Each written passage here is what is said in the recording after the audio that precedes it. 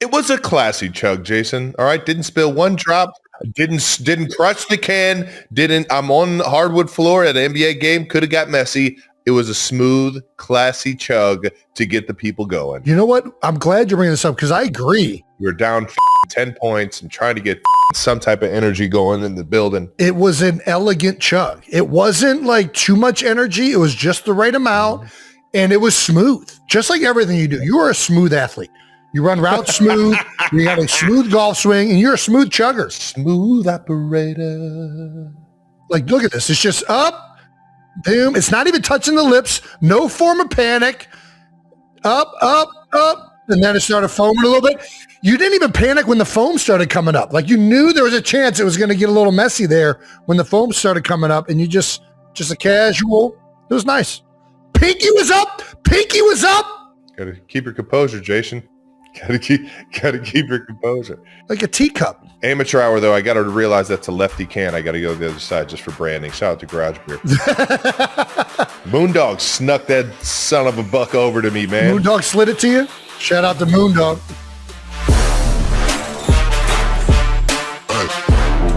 Welcome back to New Heights, ladies and gentlemen, boys and girls. A Wondery show brought to you by Adobe Acrobat. That's right. Anything you need done, Acrobat's got you covered. We're your hosts. I'm Travis Kelce. This is Jason Kelce, my big brother out of Cleveland, Ohio. You see us representing the guards, man. We got some fun news for you. Yeah, baby. Coming up here, at least fun for me. Subscribe on YouTube, wherever you get your podcasts.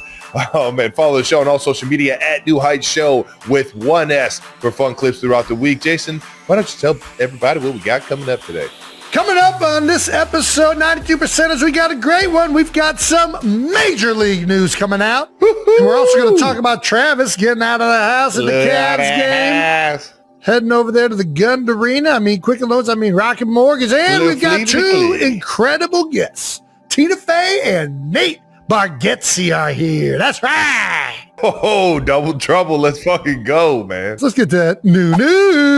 New news. New news is brought to you by American Express. And the newest of new news, as everyone saw on the internet, is Travis and Taylor flee to the Cleve. Flee to the Cleve, baby. You'll get that reference later in the episode. Other than losing, how was the game, Travis? I think Jake must have written that question. Yeah, Jake was. Yeah, well, obviously we're all texting back and forth and having fun with it. But the Knicks are they're on fire right now. They're rolling. They haven't lost in over 8 games. I think they're 10 straight in the playoffs right now. They've beaten both of my teams. They swept the Sixers and then swept Cleveland. And apparently any team I root for, they're just whooping my ass. Do you think the Eastern Conference, the Eastern Conference will win? Or do you think it'll be either OKC or the Western Conference? I'll tell you what, man.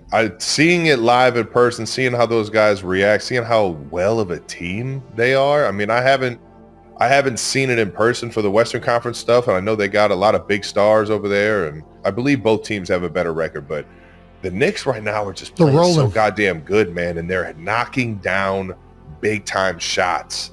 Yeah. Kansas City kid Shamet, man. My dog's been in the league. He's kind of bounced around a little bit, but right now he is absolutely on fire for them. And I was happy to see him have a great game. But obviously being a Cleveland sports fan for my entire life, getting Tay back to Cleveland and showing her my roots is always something I love doing. And did you guys go to the Heights or did you just go to the game? Come on now, I showed her the Heights. Not this time. But previously before. It's happened. Okay. We came in strictly just for the game this time. But getting back to Cleveland is always something I love doing, and supporting the sports teams that we grew up knowing that we're diehard Cleveland sports lovers. I think it was tough to see them lose, but at the same time, man, it was just so fun to be in the building and feel the electricity of Cleveland, being around the hometown. But right now the Knicks are rolling, man. So hats off to New York, man. I'm probably going to be rooting for them from here on out. Yeah, there's two kids, or not two. There's two, obviously Brunson and oh my gosh, the other Villanova kid, Josh Hart. Thank you. They're rolling, man. Everything's kind of clicking right now for them. They're an easy team to like, as much as Philly's getting trashed a little bit for the Sixers series. And Philly, I don't know, Philly's got a weird relationship with the Sixers organization. Cleveland, you're thinking they're putting it all together this year. They go out and make the big move to get Harden. And, they've been so close for a number of years of getting that thing right. And, you think about Donovan Mitchell has been there forever and what he's meant to the team and the city. And they have that ability, and this is what great teams do. They have that ability of controlling the tempo. Yeah. Obviously, making the big shots is a huge aspect to basketball, but when you can kind of control that tempo and just fucking play stifling defense, I mean, there were opportunities. I think it was game 1 when they went on that 20 whatever run at the end of the quarter to take it into OT.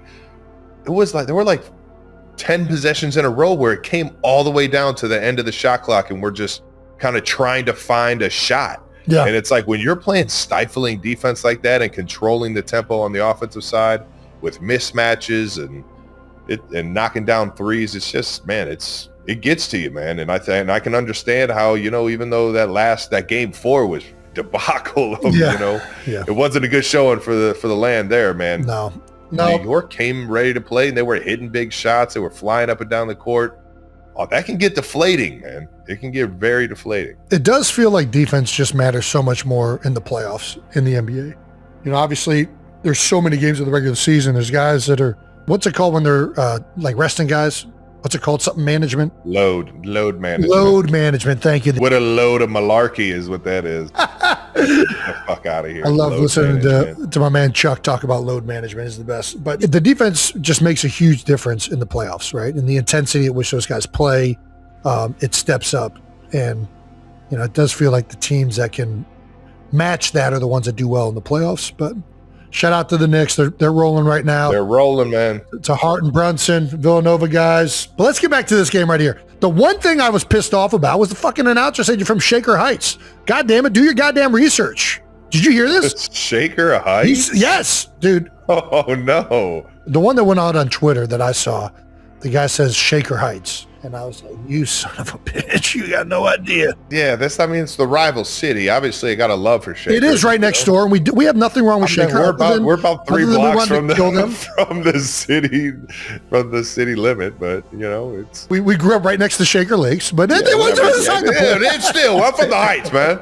Play this little reaction you guys got teed up here, the Cleveland Sports Radio reaction. I've seen many jokes online to this effect that, man, this is our chance to get Taylor to really fall in love with Cleveland and the idea of Cleveland sports. This is our chance. And then just witnesses probably the worst performance this postseason. So, she got baptized last night. She got the real of Cleveland sports last night. Yeah, Taylor, welcome. This is, as somebody who has spent a majority of my 33 years living here, this is what it is like. This is what it has always been like. So, she definitely got a good introduction to the Cleveland sports scene, but I wish it had been more fun. I wish it had been better, but that's the reality, I think, of being a Cleveland sports fan. I'm sure Travis Kelce has filled her in on that. She just got baptized is fucking hilarious. I mean, it's true. It's been a long, struggling sports city. I mean, obviously the Cavs got one in there. If you want to see how much you love football, try and be a Browns fan. That's what it comes down to, Travis. Look at it. Since they came back, since they've come back, how many starting quarterbacks has it been? How many losing seasons? I loved the Browns growing up. I was a big fan. I had a fucking Tim Couch jersey on. I didn't wear that motherfucker every day to school. But yeah, it's been tough. Ah, God, man, the Tim Couch too, man. What makes it easy to root for him is the people. The fucking dog pound. Like Cleveland is just, there's awesome people that live there. They're friendly. They're intense. They love sports. They're passionate. And I will say this wasn't me trying to persuade Taylor into being a Cleveland sports fan with me. This was me just having a fun date night, knowing that I love going to basketball games. We actually tried to go to a game in New York, but I was stuck in Kansas City. I love bringing her into the sports world that I appreciate. That's why you've seen us at U.S. Open tennis matches. I've had her at other baseball games. The Guards versus the Yanks last year or 2 years ago. I just enjoy bringing her to experience a lot of the fun that I've always known to have. Yeah, well, I mean, listen, it looked like you guys were having a lot of fun. Although were you asleep at one point, or were you just frustrated? The Knicks fucking couldn't miss a goddamn shot in the fourth quarter. I knew what it was. And I'm just sitting here. We're playing defense. We finally get some momentum offensively. Hit a three. Get a stop. Blah blah blah. The next fucking shot down, they fucking just hit a goddamn dagger of a 3, and I'm just sitting there like, come on. I know. I knew exactly what it was. I just wanted them to get going, and the Knicks just had their number, man. People want to know about the tiny seats. I kind of think I know, because you used to have the second floor. You used to have the second season tickets on the floor. You remember? Nice, man. Wow. That's good stuff. Because I had never really been to like an NBA game on the floor, and that was my first. That was the first time where I was like, yeah, NBA players are definitely way more athletic. These guys are insane. You see these. LeBron James did a spin move and a dunk, and I was like, yeah, I've never seen that in the NFL. Never in my life have I seen somebody do something like that. It really is the best ticket in sports, man. Close. If you can get a courtside seat to an NBA game, man, there's nothing like it. But one thing that was apparent back then was that the floor is up there at the Gun. Or I guess, what's it called now? It's Rocket Mortgage. So the floor is raised up. Yeah, they got to put the floor. Yeah, so obviously the arena's multi-use. So it's like underneath that they'll have the hockey rink, or the hockey rink, and but when they bring in the new floors and the hardwood, it's like, I mean, I don't know, maybe that thick of a floor, and like the seats are on like the bottom of the floor. It looks so uncomfortable. No, you know what's hard is trying to get out of those fucking seats and get excited. Yeah, of course. You know what I mean? You see a big 3 and you're just like Ed Kelce getting off the couch about to whoop our ass. Can we not get like another floor underneath it to raise those seats up a little bit? I mean, that is... The thing is it's like you want to make sure that the people behind you visible for the people behind. Yeah, there's I'm sure there's a whole situation going on there, but them knees had to be hurting. I know that. We got a Travis and Taylor got inside the NBA gone fishing treatment. What's this? I don't know what this is. Inside the NBA, man, their memes are the fucking best. Whoever's working at Inside the NBA, this is fucking hilarious. Arsenio Hall, Drew Carey. I got you in the slumped one when you're all pissed off, disheveled. Little Ed O'Neill, Arsenio Hall. That's good shit right there. Doggone. Well, the biggest question, are we rooting for Jake despite his meme that he threw out there? Not a lot of teams have been able to get Taylor to wear a jersey. I'll say that, and the Knicks did. The Knicks did. Obviously, Carmelo Anthony, Amari Stoudemire, two of my fucking favorite players. I wish Can I get a picture? Can I get a picture? I'll throw on a Knicks jersey to get a picture of those guys. Yeah, no, it's hilarious. Obviously, Tay's got a lot of New York ties, so when it came down to like going to the Cavs game, she was kind of like, oh, nice, they're playing the Knicks. Like, sweet. I've seen them play before. It's like, so it was fun. So you just talked about getting Tay to Cleveland and showing her the sports scene. And I think, you and I went to a Cavs game a few years ago, and there is just something about being back in those arenas that you went to as a kid and the teams that you were rooting for as a kid that just make you kind of a kid again. It makes you excited to be back there. You think about going there as a child and everything. And that brings me to this next piece of new news. Hometown new news is Travis is now a minority local investor in our hometown Cleveland Guardians. Go Guards, baby! That's why we got the Guardian gear. This is some of the coolest, stuff I've ever been a part of. It's like you were saying, the childhood memories, the jumping on the rapid with the family or my friends in high school and going down to a game and just buying a program with dad when I was younger and keeping score of the game. Mm-hmm. There's so many countless memories of the 90s and then early 2000s where it's just it's in me to always root for the Guards and always, want to be a part of them from even though I haven't been able to get back to Cleveland as much as I've always wanted to.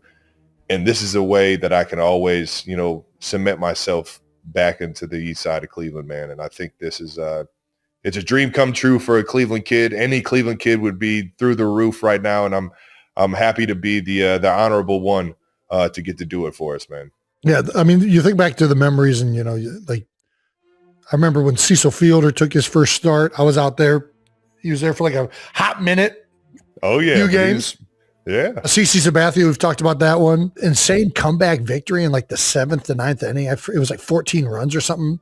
Who's that against? Seattle? I can't remember who they were playing, but it was something crazy. Yeah, it was Seattle. Those 90s teams are special. And the Jake back in the day, man, I think we still might hold the record for the most sold out games in a row. Like baseball in Cleveland is historically, one of our favorite pastimes. And it's such an honor to finally be a part of the organization, knowing how many times I've always dreamed about maybe playing for them in the big leagues one day. And this would be the closest I ever get, man, is to be a part of this organization. Did you getting crushed for wearing a Yankees hat at a Guardians game have any influence for you investing in the Guardians? Are you trying to retroactively make right to the Guard? Like, did that? What's funny is that'll probably be my last tweet ever.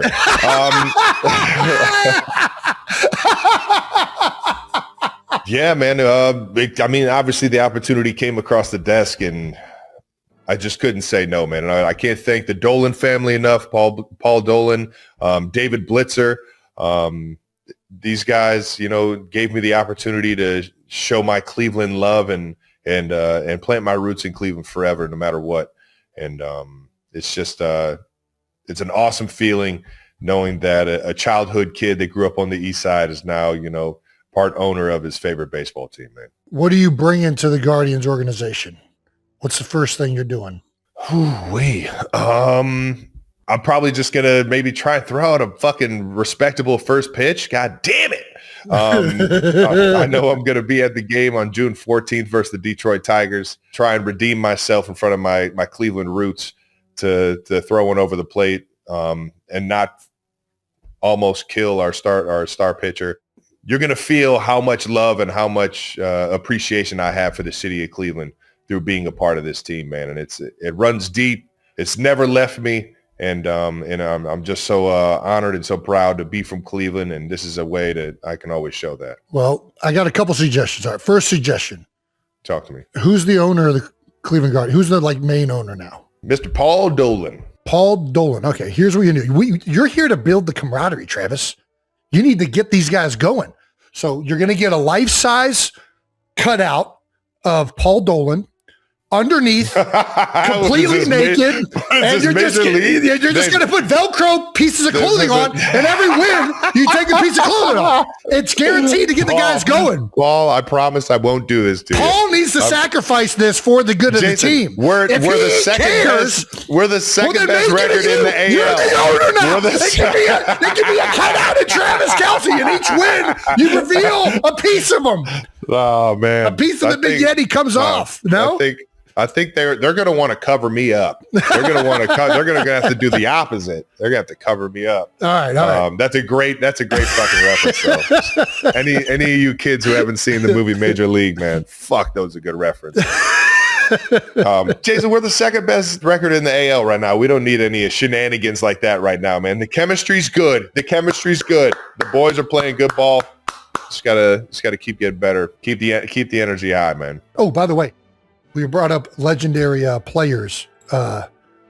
Jim Thome and his wife, I think, sent us something. I think I have a package. Did you open yours? Tell me. I haven't opened mine yet. I'm going to open it right now. I don't think I got mine. Its shape tends to reveal it. It says fragile.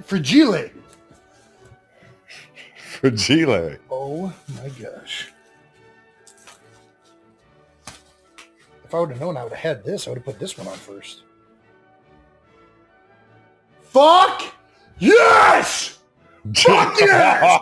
The 2.5 is so electric, man. Since we're bringing out bangers. Oh my god! Let's fucking go, Jim. Fuck yes! For those of you that don't know, my favorite players growing up were Albert Bell, then Jim Thome, also Mark McGwire. I love the long ball. I'm not gonna lie. I like seeing them dudes hitting fucking home runs. Not that.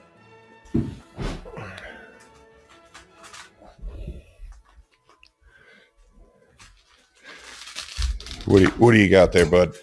It's a bat, but they're really good Packers, the Thomes. Really good the Tomers. The Tomies. Really good Packers. That's hilarious.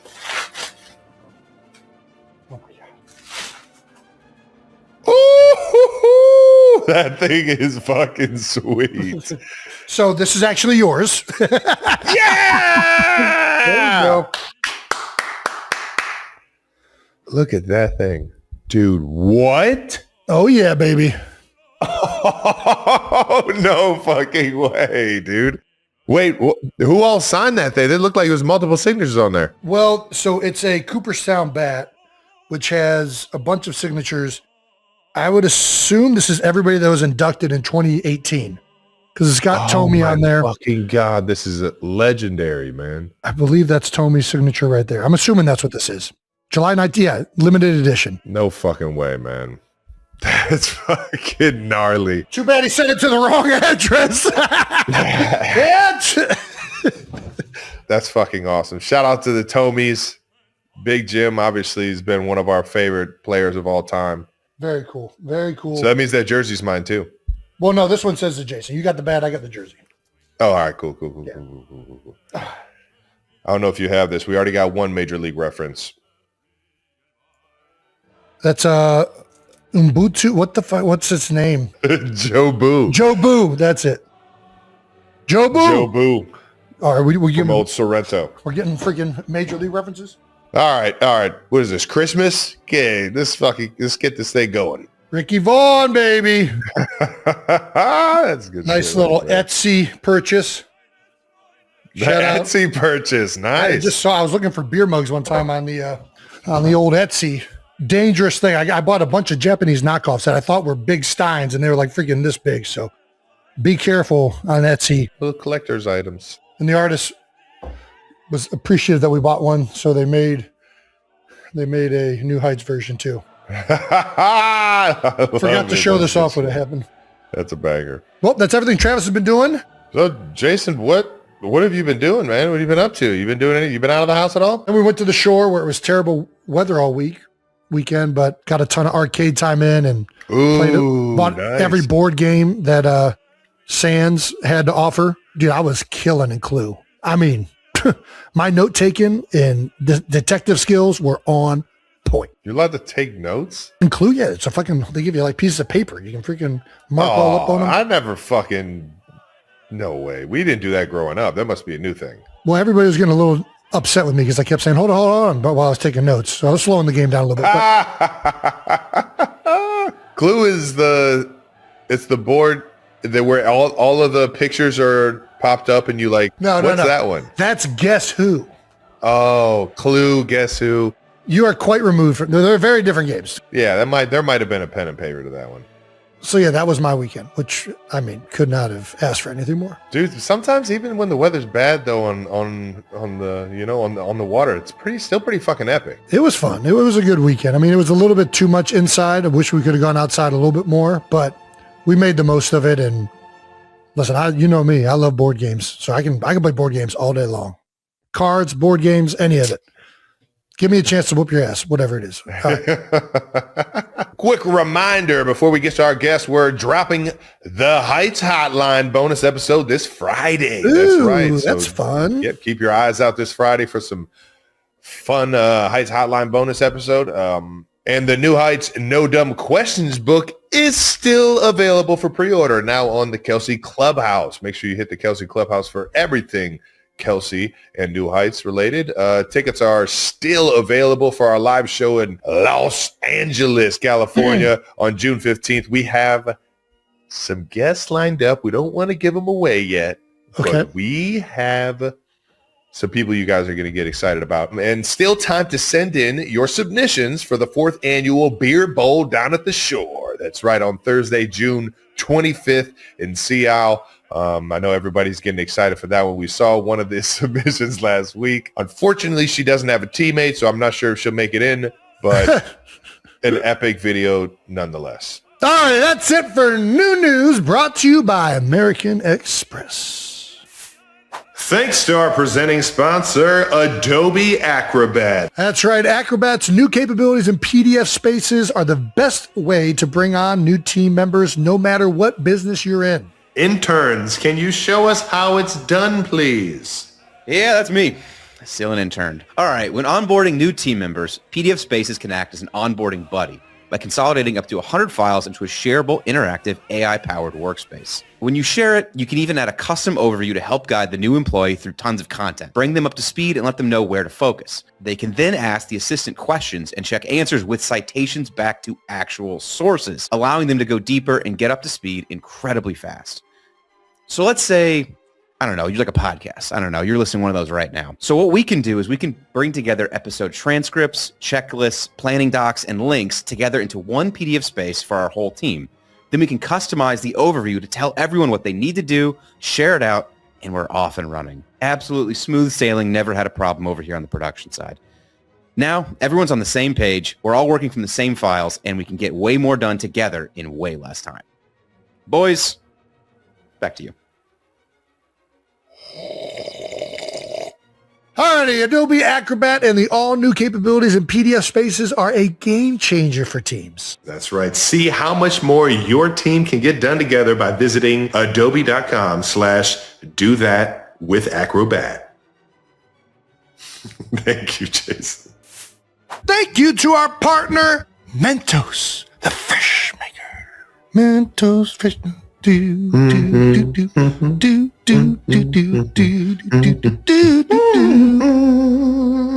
ever get stuck in the same routine, same breakfast, same drive, same playlist on repeat? Yeah, we've all been there, and sometimes all you need is a little fresh to switch it up. That's right. That's where Mentos comes in. Mentos Chewy Mints help refresh your routine by giving you inspiration to switch up your day. Do you remember those Fresh Maker commercials, Jason? We were just humming them, Travis. Of course I remember them. Of course we remember those Fresh Maker commercials. It's one of the best jingles of all time. Well, if you're looking to add a little fun, a little flavor, and a whole lot of chew, they've got classic mint or fruity flavors, including the new Discovery Roll with 14 new and unique flavors. 14!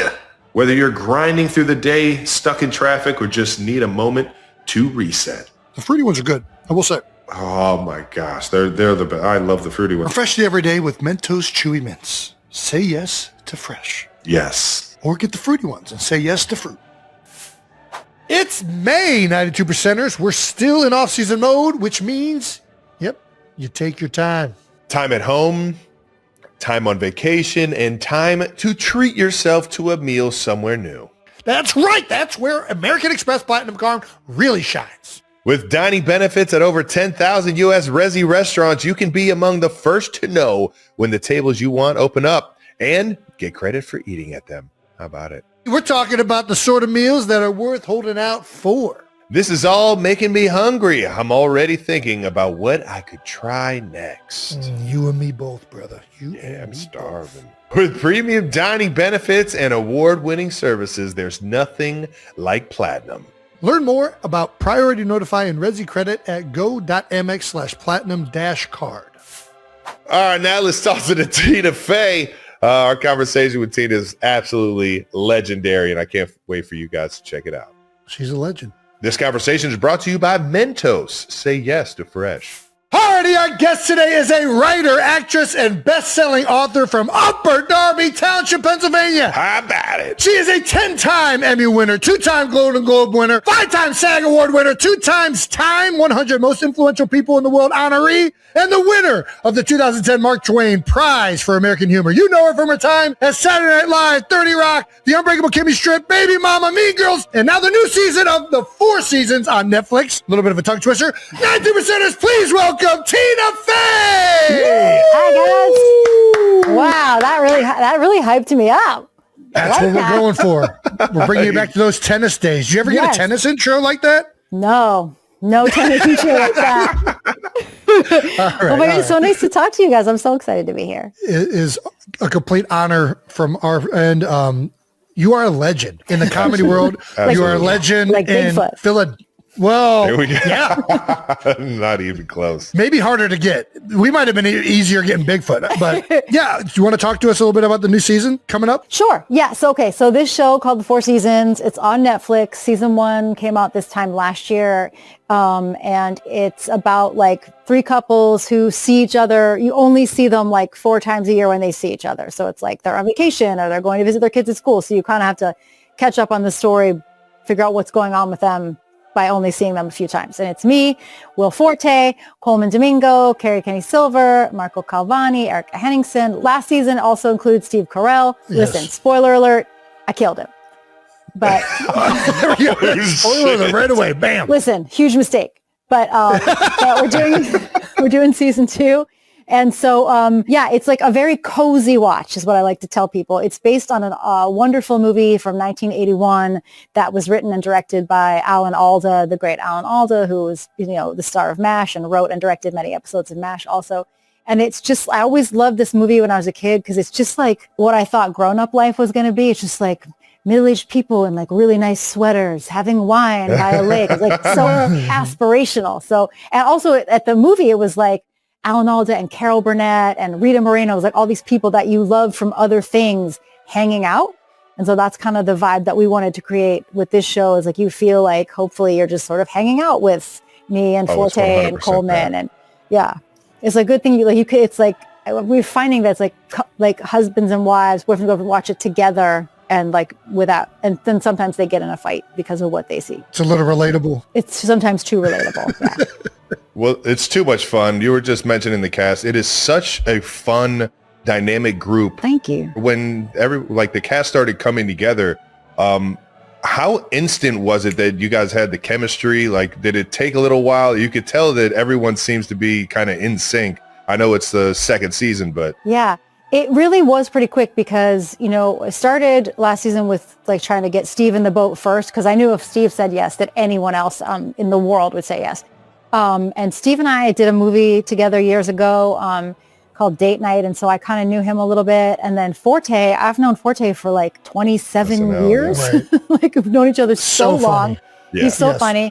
And then Coleman, we didn't know each other, but again, because of the Philly connection, it just was a very easy, and he's like, I don't know if you've met Coleman, but he's just like a prince on this earth. He's like the most welcoming, wonderful person to talk to. So it was pretty easy for us all to, and we also sort of built it as like, we're going to go to nice places that are basically vacations. And like, oh no, they film us. Oh no. Yeah. That's awesome. You've been a part of so many successful shows. Obviously SNL, 30 Rock, but many more. Like, what is the key to building a successful show like this? Is it the cast? Is it like the writers? Is it the entire ensemble? What is it about you that continues to have success, Tina? Well, that's so nice of you to say, Jason. I do think it is about building the whole team, right? It's the cast for sure, but it is the writing staff. We have an incredible writing staff on 4 seasons. A lot of these people I have worked with since 30 Rock. And so we all know each other for such a long time. And even a lot of our crew, like Griffin, our sound guy, and like Jeff, one of our camera ops, and all the hair and makeup people, like many of us have been together since 30 Rock, on to Kimmy, on to anything else we had. And you sort of like the people who are great and positive and commit, like you keep building that team and then you just keep bringing people with you to the next thing. And I do take pride, and I think we have like a really good, nice workplace that people want to continue to do stuff with us. I think one of the greatest forms of like compliment somebody can receive is like when a peer continually points you out. And I feel like so many people in comedy, and I don't want to make you feel uncomfortable with how much I'm going to continue to praise you, but you're like a legend in the peer level of it. Like it is. That's nice. Like Colin Jost was just on, and he was talking about how you were so instrumental in like his like initial onboarding in SNL. So it does feel like that continually happens to you. So you must be doing something really well. I'm glad to hear that. Yeah. Cause I do think it's nice to like, to try to, help onboard people if they want, any advice, give it. Like, I think it's good to kind of, I don't want to say haze people, but yeah. There's a friendliness to it. Yeah. Yeah. A little Delco friendliness.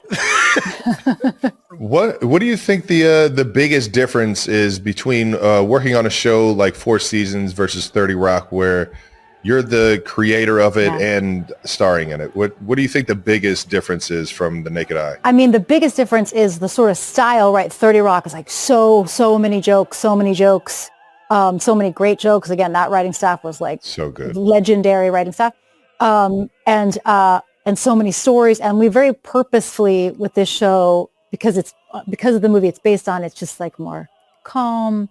Like there's jokes, but there's also like emotion. And part of that is because like I'm 20 years older now. I'm like, I just want to mellow it out a little bit. Mellow it out. But I still love, making those other kind of shows too. Like we have a show that I'm producing with Tracy Morgan called The Fall and Rise of Reggie Dinkins, which is it's on NBC and Peacock now. You guys should check it out because he plays a disgraced NFL player who got kicked out for gambling. Oh my gosh, I gotta get on this. It's so funny. It's Tracy Morgan and Daniel Radcliffe and Eric Alexander. It's Bobby Moynihan. It's awesome.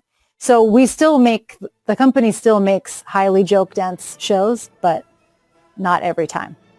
Yeah. So you're talking to two huge Tracy Morgan fans as well. Yeah. You got to watch the show. I've always been curious about this, even from like watching 30 Rock. How many of those jokes are being written by writers? And like, because Tracy in that show, it just comes off so Tracy. It's like who's writing these jokes other than Tracy Morgan? The writers definitely write all the jokes, but there were times where like after hanging out with Tracy, they would take stuff that he was saying and kind of put it into the jokes. There was one episode where his character was supposed to be like, he's like, oh, I just remembered my memoir is due tomorrow. And so they had to stay up all night. And so we put jokes in the script that were like from Tracy's act. And then we were shooting it, and he was like, "What is the line?" I'm like, "Tracy, this is your act." He was like, "Line." I was like, "Tracy," but he's the best. He's the best. So good. We both from Cleveland, Ohio, so we kind of went down the 30 Rock episodes and saw that there was a episode listed as Cleveland, and character that Jason Sudeikis played obviously was. Your boyfriend on the show, Liz Lemon. Yep. And the Cleveland references were so fucking good and so spot on.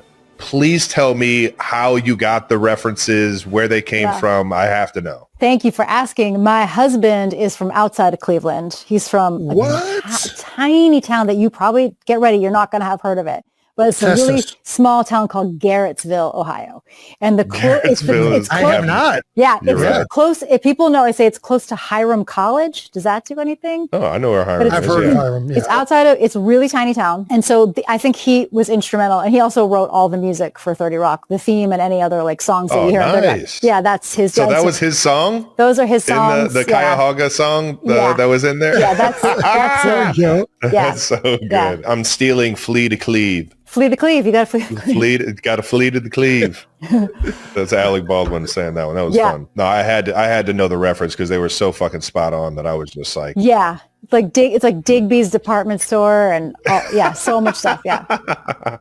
It's so good. Let's talk about this Knicks game. Does that sound good? Sure. Oh, let's go. Got the dunks on and everything. I fucking love it. I had some dunks. At the Sixers-Knicks playoff game, a lot of people coming to your aid here with the man-spreading. Yeah. Did you see this? I did. I should start by saying that Timothée Chalamet was nothing but lovely, super friendly. Kylie was friendly and delightful. We had a great time. He was joking around with Tracy. I go to the Knicks games as a guest of Tracy Morgan. And there were 2 empty seats. And I was like, Tracy, I wonder who's going to sit by us. And he's like, I don't know. And I was like, here they come. Stop. Right on cue. And it wasn't until the next day that I saw all these man-spreading things. But I will say, you got to remember, so for every amount that he's sitting like this and man-spreading, I'm doing the opposite. My legs were, I got a big old can. And so in the back, like, God, listen, as Amy Poehler would say, God is fair. Timothy's legs took the front. My big old can was taking the back. We had no beef. It was all good. And the Knicks won, so everybody was happy. Yeah. How fun is that arena? How when they get going, how electric is it? I've never been in. Jason's been to a few college games and stuff like that, but I've always wondered what MSG felt like when it was rocking. You should go. It's really fun. I've been 3 times now, I think, with Tracy. And so the internet now classifies me as a Knicks fan. I'll take it. It's fine. But it's really fun. It's that celebrity row is bananas. I'm like hugging Spike Lee before the game. So great. John Leguizamo was there. Susie Essman's usually there. Tracy knows everyone. There's, I met like Patrick Ewing. It's it is electric. It is like the whole place is like trying to control the game with their energy, So cool. Yeah. And Tracy is so fun to go with because he obviously knows the game well. He knows the players well. The last game before this I went to with him, it was Alvarez's first game, and Tracy said to me, I'm going to get you his shoes at the end of the game. And I thought he meant like he was going to buy me a similar pair of shoes. I didn't know this was a thing. It's not a thing in football. And at the end of the game, he went up to, and the kid was his first game at the Garden. It's on the court still, took his shoes, took his shoes off and gave them to Tracy. And now I have them. This is hilarious. Nice. Some good memorabilia. I had some That's good. serious memorabilia, yeah. But I was like, do players know that if a lunatic says, give me your shoes, you have to give it your shoes? They just concede. There's no equivalent in football, right? I think the jersey is the only thing in football, I think my glove, I'll give my gloves out to some kids as I'm walking off the field, but the cleats, that's a little different. I think it's pretty it's pretty well known. That's what NBA players do, though. They'll do it. They get so many shoes. I tell you what, though, if you think a shoe smells bad, get a smelly, dirty glove. It is by far the worst. Yeah, I wouldn't. You don't. Yeah. But as a kid, you don't care. Yeah. You're just like, give me the stench. I'm all in. Yeah. I want that. Keep it in a Ziploc. Did you grow up a Philadelphia sports fan? For sure. Yeah, we were. Weirdly, I say weirdly only because nobody in my family played it, but we were big hockey fans because I'm nice. Born in 1970, so like Flyers. Peak Flyers. Like my dad was good at art, and he painted a portrait of Bobby Clark that hung like next to our front door, like he was in our family. Yeah, and supposedly my first words as a baby, I was in a playpen. And Gene Hart was like, score. And I was like, score. Like, that's let's go. Supposedly my first word. That is awesome. But, that was peak time. But yeah, and then we were Eagles fans for sure. Oh my God, for sure. And in like this, I'm like from like the Ron Jaworski era. Like I'm old. It's a good era though. And Phillies fans, I had all the like collectible, like plastic hats from Dairy Queen with like oh yeah, you know it. And we actually put in a 30 Rock episode something about like Liz Lemon loving Mike Schmidt, and then Mike Schmidt wrote me a letter. It was like greatest day of my life. Yeah.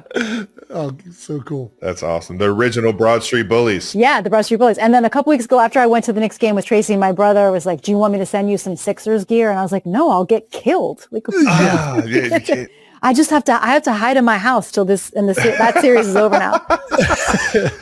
The New York and Philadelphia markets are going crazy, and it wasn't even like it was a competitive series. New York just beat the crap out of us. Like it's big city versus big city, though. That East Coast, you know how it goes. I mean, every single game you play against the Giants, it is what it is. Is New York, Philly is always going to have that. Yeah. When their teams are playing. Yeah. Yeah. When I was a young writer, didn't know better at SNL, like. Lauren would always want to book the Yankees to like come into the monologue or whatever after they would win. And I remember saying to him like, hey, the rest of the country like hates the Yankees, right? No, they love it. I was just like, I feel you on that though. Yeah. Yeah. And Cleveland was not a fan.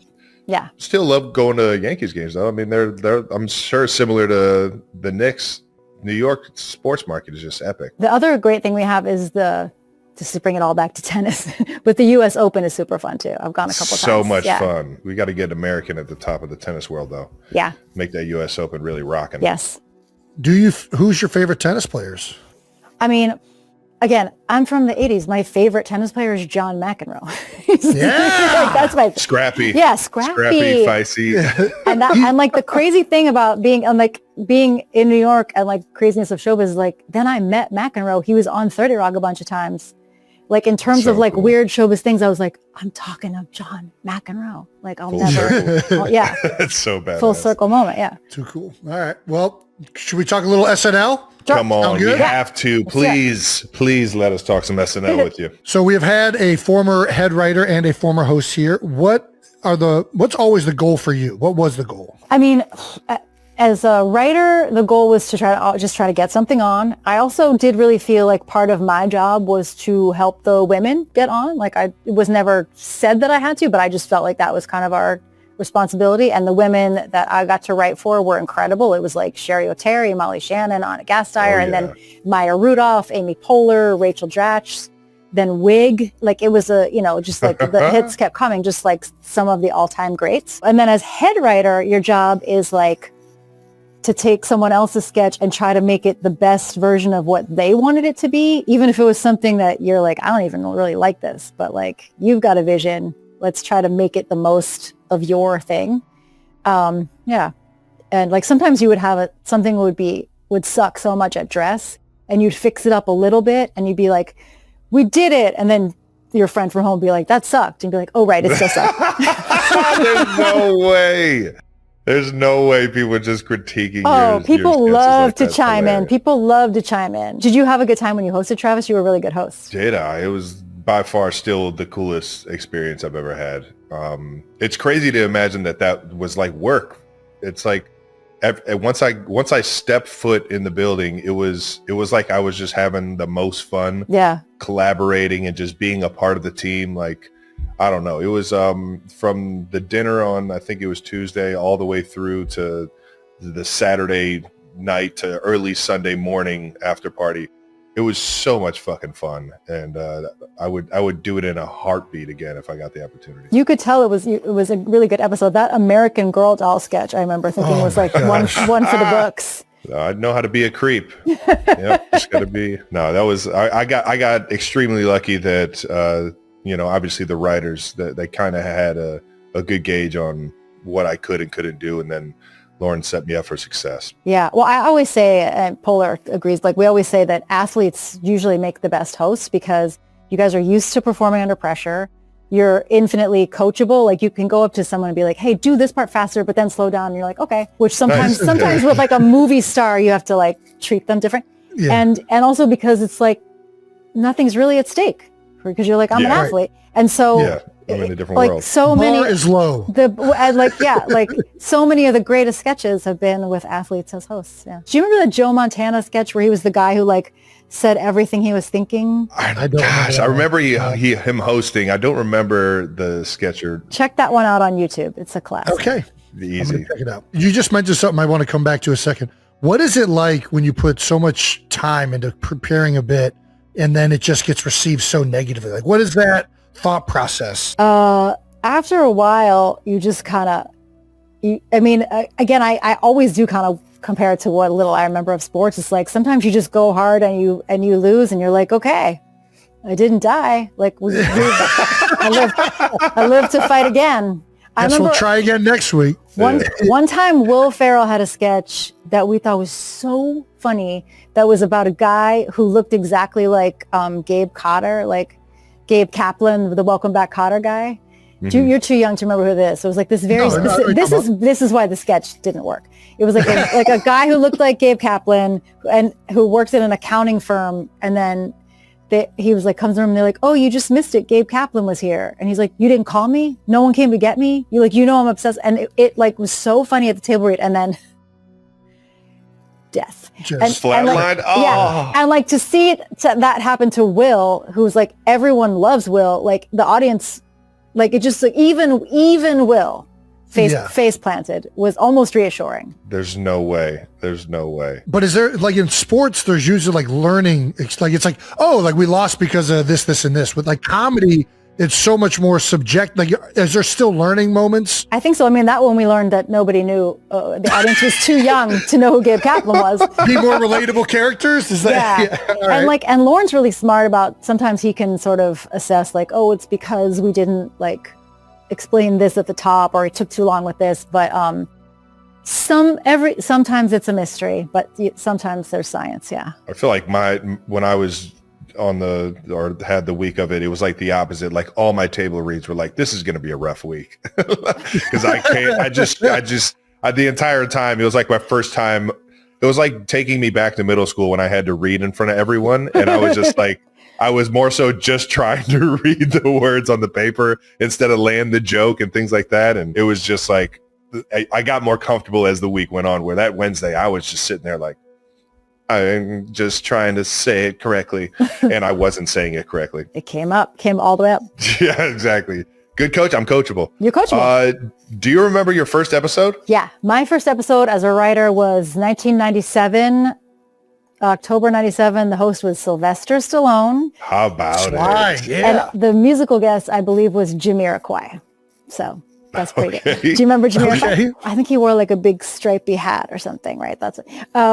But yeah, Sylvester Stallone. And that was like the first movie star I had ever seen in my life. And he really does look like a movie star, you know, like he had this, like, I remember we all went into the room for the pitch meeting and he just looked so different than us. Like he had like the fanciest watch I'd ever seen in my life. It was like just like the best teeth and the biggest watch. And I was like, oh, that's a movie star. And then like within a couple days, like I forget, I was like, I don't think I got anything on, but I was like helping with some sketch and they were like, and Lauren was like, you have to go and tell Stallone that we can't understand what he's saying. And the other writer who had been there longer than me, he was like, go ahead, you do it. So I had to go in but to his credit, I was like, we're just wondering if you could articulate a little bit. He goes, you can't understand me? No problem. Like, and he was like, you can understand me. Before, He's like, and I was like, oh yeah, this isn't the first time he's gotten this note. He was like, got it, I'll do better. He was so gracious, totally gracious about it. But he was just like shaking in the doorway. Like, you know, when you're the host, just know that every one of those people coming in to talk to you was like this outside the door, just like, okay, here we go. I was the opposite. I was sitting there doing this in front of them. You didn't have any sketches that made it the first episode? No, I think I got something on the second week. What was that like, getting your first sketch on? Like, you said that people would reach out. Like, was everybody just like going crazy? Yeah. Well, also, by the way, before cell phones. So like you didn't you didn't get a text. Like you had to like wait till you saw your aunt at Thanksgiving. Right. Or like call your parents the next day. But it was really exciting. And I'd come from Chicago. I was doing this thing called the Second City in Chicago. And I definitely was a competitive person. And I came in wanting to win at that game of like every week, let's try to get something in every week. I love it. You kind of have to be that way there. It's not for the faint of heart. We have that one of your first sketches to make air was, again, in 97, was Chris Farley playing a large baby. Oh, yeah. It was like back, I think when like Jerry Springer show used to have people come on with like, look at my huge baby, remember? And so he was like a giant, I think he was like in a onesie and he was a giant baby. God bless him. Good. God bless them. We were huge Farley fans growing up. So funny. How old are your kids, Jason? So 6, 5, 3, and 1. Okay, because my friend of mine has a second grader, and she's really like kind of interested in SNL, and I made her a little playlist. And the one sketch that I think it's like clean enough, you can show them Chris Farley doing "I live in a van down by the river." Matt Foley. Little kids get it. They love Matt Foley. Chris was so physical with his humor. Exactly. I lived to see him go through a table. Yeah. Well, also, by the way, he was an athlete, right? Oh, yeah. I think he was a rugby player or something. Yeah. So he had like his like physicality and his body awareness. Like he knew what he was doing. Yeah. There we go. Now you were the first female head writer. Yes. Right? Yeah. Okay. What is it like being with I don't know. What was that like? What was it like being a female lead writer in I would assume something that was very dude-centric for a long period of time? Yeah. I mean, I always say, like, in their defense, there had only been, like, 3 head writers before that. Like, because there are people that stayed a long time, so it wasn't like there were 50 and then one. But it was very dude-centric when I first got there. But again, it started changing all around. Like, our director, Beth, was a female. Our stage manager then was, like, again, like these, like when Molly and Sherry started scoring, like the thing I love about SNL is it is a really fair playing ground. It's like if you kill at that table read, you will get on. As opposed to like sometimes like with other kinds of TV shows or movies, like some executive will be like, well, we don't want a woman in this part. But like you get to take your shot and you get to prove yourself. And so, yeah, like Molly and Sherry and Anna, they were killing it. And it felt like the kind of, you know, the scales were evening out a little bit. The one time I remember thinking like, oh, I got to get out of here was one time I tried to really hang the bunch of the writers were like going to play pickup basketball game. And it was like Adam McKay. I don't know if you know him. He's like a famous movie director. He's a big, tall guy. He was like Adam McKay and like Colin Quinn and Tim Meadows, all these guys and Will Ferrell, and they all went to play pickup basketball, and they, out of politeness, invited me, and I was like, sure. And so I went to and I was like, tried to play pickup basketball with them, and like after like 20 minutes, I was like, you know what? They're gonna get tired, and they're gonna get messy, and I'm gonna get an elbow to the face. I got to get out of here. They're gonna get tired, and it's not gonna be safe for me to be elbow height. So I was like, thanks, guys. And that was probably the only time where I was like, yeah, maybe the lady head writer skips basketball. We got about 10 minutes left. We're going to jump to this We Gotta Ask section. Does that sound good? Sounds great. All right. John Hamm claims that you were the person that discovered that he was funny. Did he really need any more compliments out there? I know. I've been trying to keep him humble ever since. all he wants it so bad. He wants to be the funniest guy so bad. He's funny. He is funny. And his character on 30 Rock started out as like a normal love interest for Liz Lemon, and then within like 2 episodes, he was like a moron. And by the end of it, he had like hooks for hands. Like his character got more and more insane. Once the writers realized he wanted to be funny and not handsome, they just like. Is there a key to being funny? Like, is it all timing? Is it something that you can't even explain? Yeah. Because I've asked this before to comedians, and it's like, it's hard to explain. I mean, you guys are both funny. You're naturally funny, and I think some of it is natural, right? Like you have to have a sense of humor. Like when people try to act funny, that's usually like no good. Yeah. Just try to like act real, and that's usually the funniest thing. Yeah. But yeah, I think a lot of it kind of can't be learned. People who have it can get better at it, but if you don't have it, I don't think you can learn it. All right, there you go. You just get good writers. How do you feel that MILF Island, a 30 Rock TV joke, became an actual real TV show? I feel like, where's my money? Where's the royalty? Where's my check? Yeah. That was bananas. And they changed it. It was on an island, but they called it like MILF Manor or something. But I'm like, but it's on an island? You didn't even, there it is. Clearly. No, it's different. It's different. Of all the many, many things that 30 Rock sort of accidentally predicted, I did not think that one it's going to be the one. Yeah. It's so funny. I'm going to ask this on behalf of everybody in Philadelphia. Does the Philly accent still come out? Yes. It comes out when I'm tired. Yeah. When I'm tired for a night shoot, it's like all the O's come out. It's like, I'm going home.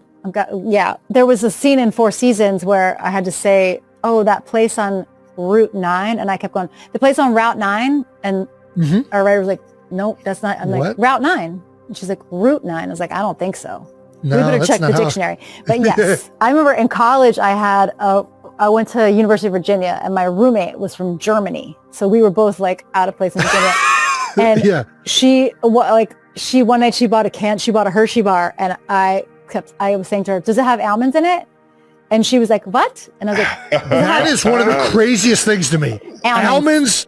So yeah, I'm sorry, you're hitting a nerve on me. There's a place in downtown Philly, Swiecki's Meats, I think, or maybe it's either Swiecki's or it's the Stocks Bakery, but it's on Salmon Street. Salmon. It is salmon. Nobody pronounces salmon salmon. And I'm like, what are we doing, people? This is, and almond is right down the street. Yeah. And I'm like, what are we doing? Almond. This is not. Yeah. Somebody just had to mispronounce that at one point, and then all of a sudden, and they were stubborn. They just fought it, right? Yeah. It sounds like a Philly thing to do. Yeah, it's the most beautiful sound in the world, though. It's beautiful. Hey, it hooked me. Yeah. Kylie has said you do the best Philly accent of all the people that try to nail it. Thank you. Hers comes out mostly if she's been drinking or she's worked up. Like if she's worked up, she'll say like the ass or like something a certain way. Is just listen and Not Gonna Lie. You watch Not Gonna Lie. That shit is thick. It has never been that thick in the living room around the girls. Like it is heavy when she's on Not Gonna Lie. She's like, I'm gonna showcase this fucking thing. Yeah, when you get worked up, that's the other. Yes, that is when it comes out. Yeah.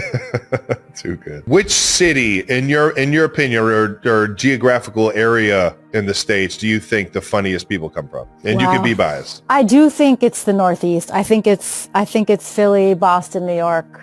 I think listen, there are a lot of people a lot of funny people coming out of Kansas. You got your Sudeikuses. We got our crew. Ham, but I just think sheer tonnage. There's something about Keckner, the great Dale Keckner. Oh yeah, Keckner came from Stone Street. Yeah, we got Heidi Gardner. Yes, Ellie Kemper. Yeah. Kemper, another one. Yeah, so there's a pocket. There's a pocket there. There's a pocket there. We got a little pocket. Just little pocket. But I do think there's something about the Northeast. I think because we just live on top of each other, and you have to like find a way to get along. So we tease each other. Make fun of each other. It's the best. You have 2 teenage daughters? I do. Well, actually, I have 1 teenage daughter because my older daughter is 20. Ooh. Yeah. Well, there you go. Did they find you funny when they were teenagers? No. No way.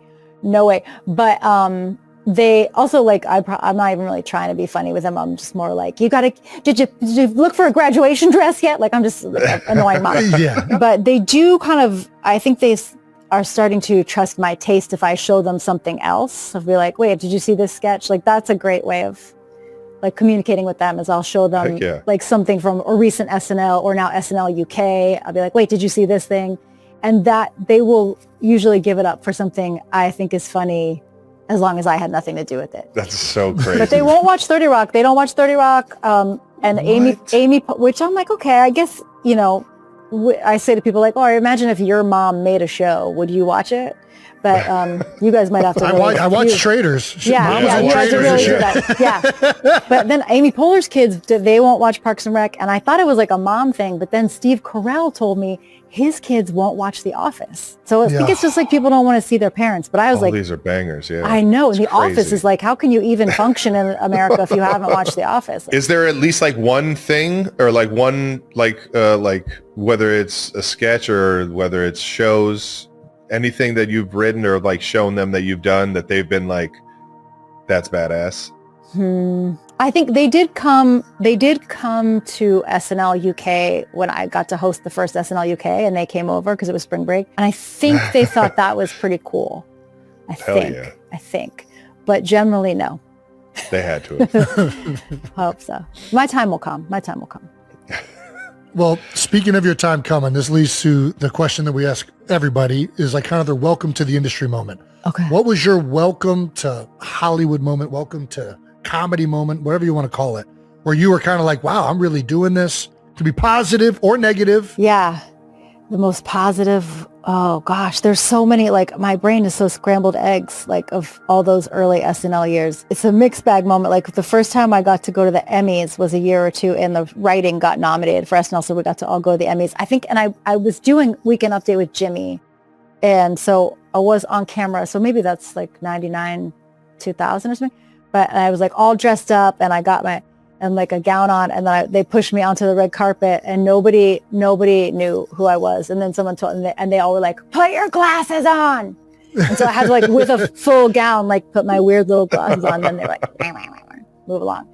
But that like that kind of crazy, like that kind of Hollywood red carpet is so. Oh my gosh! I can only imagine. So surreal, and then you're like, wow, this is not something I ever thought I would do growing up. Right. So badass. But there are other like deeper things. Like I think that, and you can cut all these down.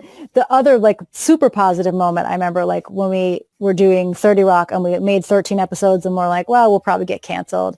And we were on set. We were on set of episode 12. And I remember my dad was visiting and we got the call that we were getting picked up. And I got to tell the whole crew that we were getting, cool. And it was like, that was like really deeply special because it was like, oh, everyone gets to keep their job. Like that was, awesome. That was a truly good moment. This new show, or the second season of the 4 seasons, is a streaming show. Do you prefer the streaming or the cable kind of dynamic? I don't know what the right way to say. I mean, comes out every week. Yeah. Well, New News is brought to you by Yellowstone on Paramount Network. Don't miss the epic return this Sunday at 8. That's right, at 8 o'clock, 7 Central, only on Paramount Network. Sounds good. I'm a big fan of Yellowstone. It makes me want to get property in fucking Montana. Yeah, dude. I mean, it makes me want to own enough land to drive my helicopter all over my land. Horses and guns. It's a time. tried and true combination.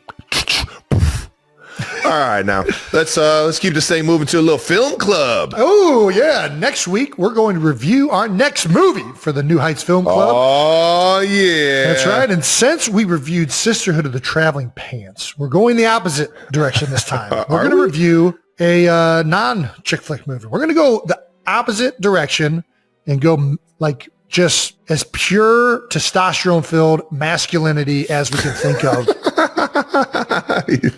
I can't wait to hear the reviews from all the Swifties and everybody else that watch our show. You didn't feel the masculinity in the... I'll tell you what, I did feel it from... the Greece? The Greek guy. Yeah, I mean, listen, Costas was pretty masculine. There's nothing more masculine than romantically charming a young woman. Other than Bloodsport. We asked the 92%ers to give us some masculine options, and this is what some of you thought a masculine movie should be. The Notebook, which kind of aligns with what Jason was just saying right there. Yeah. I don't even like calling this masculine. I think that's where we're going on. I want an action-packed, just like freaking... A dude's movie. We watched the chick flicks, and now we're going to watch a dude movie. And yeah, we're going to go that route. Because I do think there is something like, listen, it's masculine now to woo a woman. There ain't nothing unmasculine about that, or to woo a mate. It is masculine. All right, now. Some recommendations you guys sent our way. The Notebook, Hannah Montana, the movie, Legally Blonde, 27 Dresses, Titanic. None of those are going to be in the multiple choice selection that we are going to pick. Not this time around. This time around, we're going for like The Predator. That's right. We want the film club from movie. New York. Hold on, we're going to get into it. We want the film club to be very diverse. Yeah, no, everybody we're going the opposite direction this week. Mm-hmm. And we'll go another direction the next month. So these are some of the options we're thinking about. Predator. Ooh. Escape from New York. Deer Hunter. Do you know Deer Hunter? Don't know Deer Hunter. I think Deer Hunter was actually filmed, at least in part, in Cleveland. Great movie. Cliffhanger. Ooh. Sylvester Stallone. Yeah. Famously parodied by Ace Ventura. Deer Hunter, no. Fight Club. Yep. Classic. Fight Club haven't seen that one in a while. Fight Club's long. It's a long movie. It is very good. Definitely not a Christmas movie. I saw a lot of people saying that nonsense. It is not a Christmas movie. It does not have Christmas spirit. You're not going to buy it. You're not going to get it to buy into that. Just because it's locationally and timely happening in Christmas. It's not a Christmas movie. Commando. Maybe the best one-liner movie of all time. Seriously. Fantastic. This is one that I'm just going to say right now. This one is in the multiple choice. Regardless this is in of the what vote. This movie that I'm about to say is in the vote. No questions asked, because I don't know of any movie that represents kind of what I'm looking for more than this. Bloodsport. Jean-Claude Van Damme. Van Damme, man. Yeah, baby. Yeah, was it Randy Van Jackson? Damme. What's the sidekick's name? I think it's Randy Jackson, right? I have no idea. Randy something? I remember like the premise of Bloodsport. Kumite. The fact that you remember this type of shit in movies is the best. Ray Jackson. Yeah, we got Dirty Harry, maybe. Goodfellas. Damn. Goodfellas. I was rocking a Goodfellas shirt on here. It's a good one. Yeah. Scarface. Say hello to my little friend. Yeah. Rambo. Yeah. Gladiator. And there's a sequel coming out, right? Denzel's in it. You heard about this? I have no idea. Oh, no. Yeah, sure. I do it. Gladiator. Yeah, I thought we were still talking about Rambo. Gladiator is, I was a part of the commercial that was help promote that thing. Roadhouse was also another recommend. I mean, Roadhouse. Dude, Roadhouse. You got to go original. We're not going with the new one, but the Roadhouse original. The original Roadhouse is a fucking... Dude. Yeah, it's so good. The throat punch. It comes out of nowhere. Gosh. It starts with that movie starts the most normal way possible. It starts and it's like, okay, this is kind of a cool movie. He's going to come help out this bar that needs to be reshaped and everything. And then it turns into like, he rips a guy's throat out of his like esophagus. And then they end it at a house and like everybody just takes turns shooting a dead guy with a shotgun over and over again. It's dark. So it gets so ridiculous. But these are the kind of movies we're talking about. This is what we're talking about. We don't want it to make a lot of sense. We just want it to be just pure adrenaline. To be fucking pure adrenaline. I want to see someone's throat. All right. So what movies taken out of their body? What movies represent the pure adrenaline? I think we put Predator in there. I'm gonna say Gladiator, just because I want to watch the first one before I see the second one. I feel like Gladiator's like an actually good film. Like if there's like ups and downs and like feelings. You know what I mean? Like, like, there's no feelings. There's feelings in Roadhouse. Are you kidding me? Well, maybe Roadhouse shouldn't be in. I don't know. I'm just saying. Like this is like no feelings. There's feelings in all of these. I feel like Gladiator is different than a lot of these except for Bloodsport. Bloodsport might be the only one where there's not feelings. I think Bloodsport's got to be it. And Goodfellas. There's no feelings in Goodfellas. Kumite. Fine. Okay. We got Predator and Bloodsport are in. What are the other two? I say Gladiator just because I want to see it. Let's go Fight Club. Fight Club's a good one. I want to rewatch Fight Club. I haven't seen that one in a while. All right. Fight Club, put it on there. He's pissed. I mean, Fight Club really isn't in the same genre either. It's too good. It's too good of a film. Like it's too good of a film. What are we trying to watch here? I'm thinking of those like 80s, 90s action movies that are like, Commando. Like Commando's just like Roadhouse is a terrible movie. Roadhouse, like if you watch Roadhouse, it is not a good movie. Roadhouse is not. You're right. No, it's fantastic. It's fantastic. It's like these movies that like aren't like a dude. It's so. You know what I'm talking about. I don't know how to describe it. That's why Roadhouse should be in it. All right, Roadhouse is in. All right, Fight Club's out. Roadhouse is in. I want to put Commando in. Should we have 2 Arnold movies in there? I mean, that's the dude of all dudes. We're missing like a Sylvester, like Rambo. Do we need Sly to have like a presence in this movie? It's only fair. In this like genre. It's only fair. Cliffhanger. Gosh, what's Cobra? I have no idea. I've never heard of that movie. Just looking at these pictures is hilarious. All right, Cobra's in. I've never seen it. It might be fun to watch a movie you've never seen before. All right, take Roadhouse out, put Cobra in. Wait, Roadhouse isn't? I thought we were done. Is this it? What do you think is more of that genre? Fight Club or Roadhouse? I think Fight Club is. No, Fight Club's very, like, it's like, there's like symbolism and like Fight Club's way too like good of a cinematic film. I feel like they're like trying to make a statement. Cobra's out, Commando's in. Cobra's out, Commando's in. All right, yeah, let's keep this thing moving. All right, that's our final 4. We're going to put that up to a fan vote. The final 4 will be Predator, Bloodsport, Roadhouse, and Commando. Nice. Which any of those 4 movies will be fantastic. And we look forward to seeing which movie you guys want to watch of those 4. Fantastic might be a stretch. I think it's exactly what we're looking for, but fantastic might be a stretch. Oh, no, there's no stretch about it. Dude. All righty. If you want to get access to all of our bonus content, make sure you sign up for Wondery Plus. And great news, 92%ers. This Friday, November 8th, we're going to be dropping an incredible episode with World Series MVP Freddie Freeman. That's right. Oh, yeah, baby. So make sure that you check that out on Friday. That's right. You won't want to miss it. No, you won't. What a guy. What a fucking guy, dude, man. He's easy to root for, goddammit. He is. I mean, I want him to go win another one next year, man.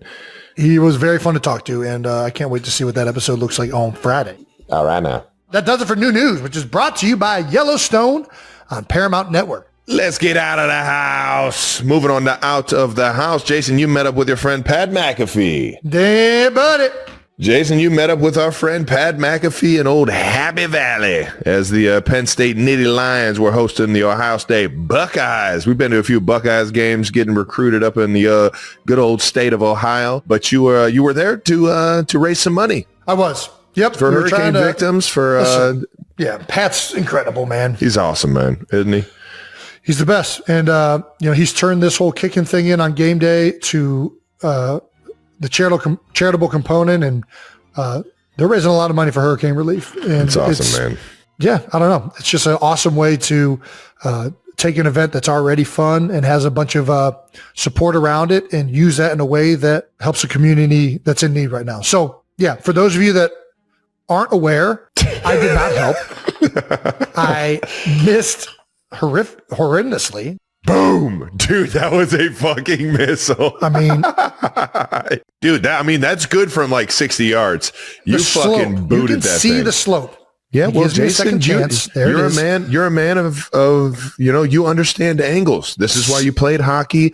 This is why you played lacrosse. You are very good Second at chance understanding these things. You're a competitive guy. Look at him he's going to size this one up.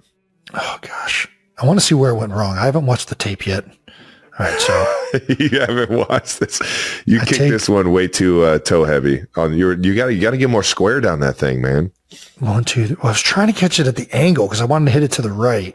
No, I stepped too close to it. Yes. Yeah, you did. This guy fucking sucks. Dude, it was the fucking best, dude. Him said, "This guy sucks." After you missed it the second time. God damn it, man. There's that tree all the way to the left, about a mile, about as far left as you were to the goalpost. That's how far left you kicked it. I mean, it was almost directly left. This picture. You got to put up the picture.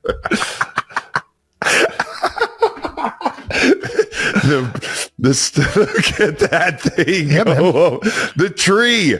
The tree is literally fucking 50 yards to the left. I mean, that is... No, it's listen, I kick field goals the way I hit a golf ball. So nice. Very nice. Just a bit outside. Yeah, no, I think from one special teams guy to another, because we are teamers. You didn't do me proud, Jason. I thought you were going to fucking nail this, man. Yeah, no, I'm aware. Listen, I can put some practice in and make it. I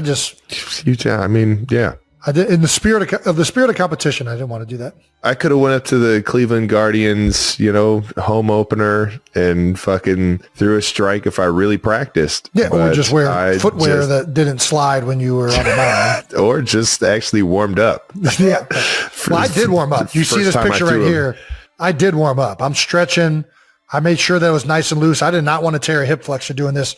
And I will say... Were you a little sore? My knee is sore after I tried it. I definitely hyperextended it a little bit. You got to keep those quads fucking, yeah. Well, you got to kick through it. What was Kylie's advice? Kylie didn't give me any advice. She was zero help in this endeavor. She said maybe you should have worn tight pants. Oh, yeah. I saw that. Yeah. She did say that. And, of course, in reference to my advice to, show the bulge. Hey, listen. Sometimes it works. Hell yeah. Sometimes it doesn't. Shout out to Kylie for listening to our Wondery Plus exclusive episode where we gave great advice for people in marriage trying to rekindle that flame. Yeah, baby. Well, even though Jason missed the field goal, there was still a ton of money donated to the Hurricane Relief Fund. That's right. Souls for Souls. Gotta love it, man. Pat tweeted out, we still donated $200,000 to hurricane relief, as will Timberland and Vans. That's unbelievable. Hashtag kick it forward. I suck at kicking is what Jason was in quotes saying. And yes, you do. Yep. You do. That was atrocious. I thought you were going to do way better than that. But thank you, Captain Obvious. All right, now we also asked you guys to send us your field goal kicks with the hashtag kick it forward. And you delivered. Hey! Maybe the most impressive came from 8-year-old 92%er Trick Shot Jake on Trick Instagram. Shot Jake? Is this from Jets Jake? All right, let's see it. Are you kidding me? Through. Are you kidding me? Jason. He's already better than me. 10 times better than you. Gosh. You can't even do that with football. I don't know that I can. You're right. My wrists are destroyed from playing football. My elbow hurts. My wrist doing that right there. Right? Fuck. Getting old out here. Well, that was an awesome trick shot, Jake. Who knows, man? Maybe if Jason works hard enough, he can be as good as you one day. Shout out once again to our friends at Timberland and Vans for making this possible. And if you guys want to help spread the word on this incredible charity, send us your videos at kicking and some Tims or Vans and hashtag kick it forward. And our friends at Vans and Timberland will keep on donating. So, Awesome stuff. All right, and Trav got out of the house this weekend. You headed out to Indianapolis for the Eras Tour. I did, man. I wanted to see Tay one more time before this thing got closed up. And I'll tell you what, man, the American crowds, they did not disappoint.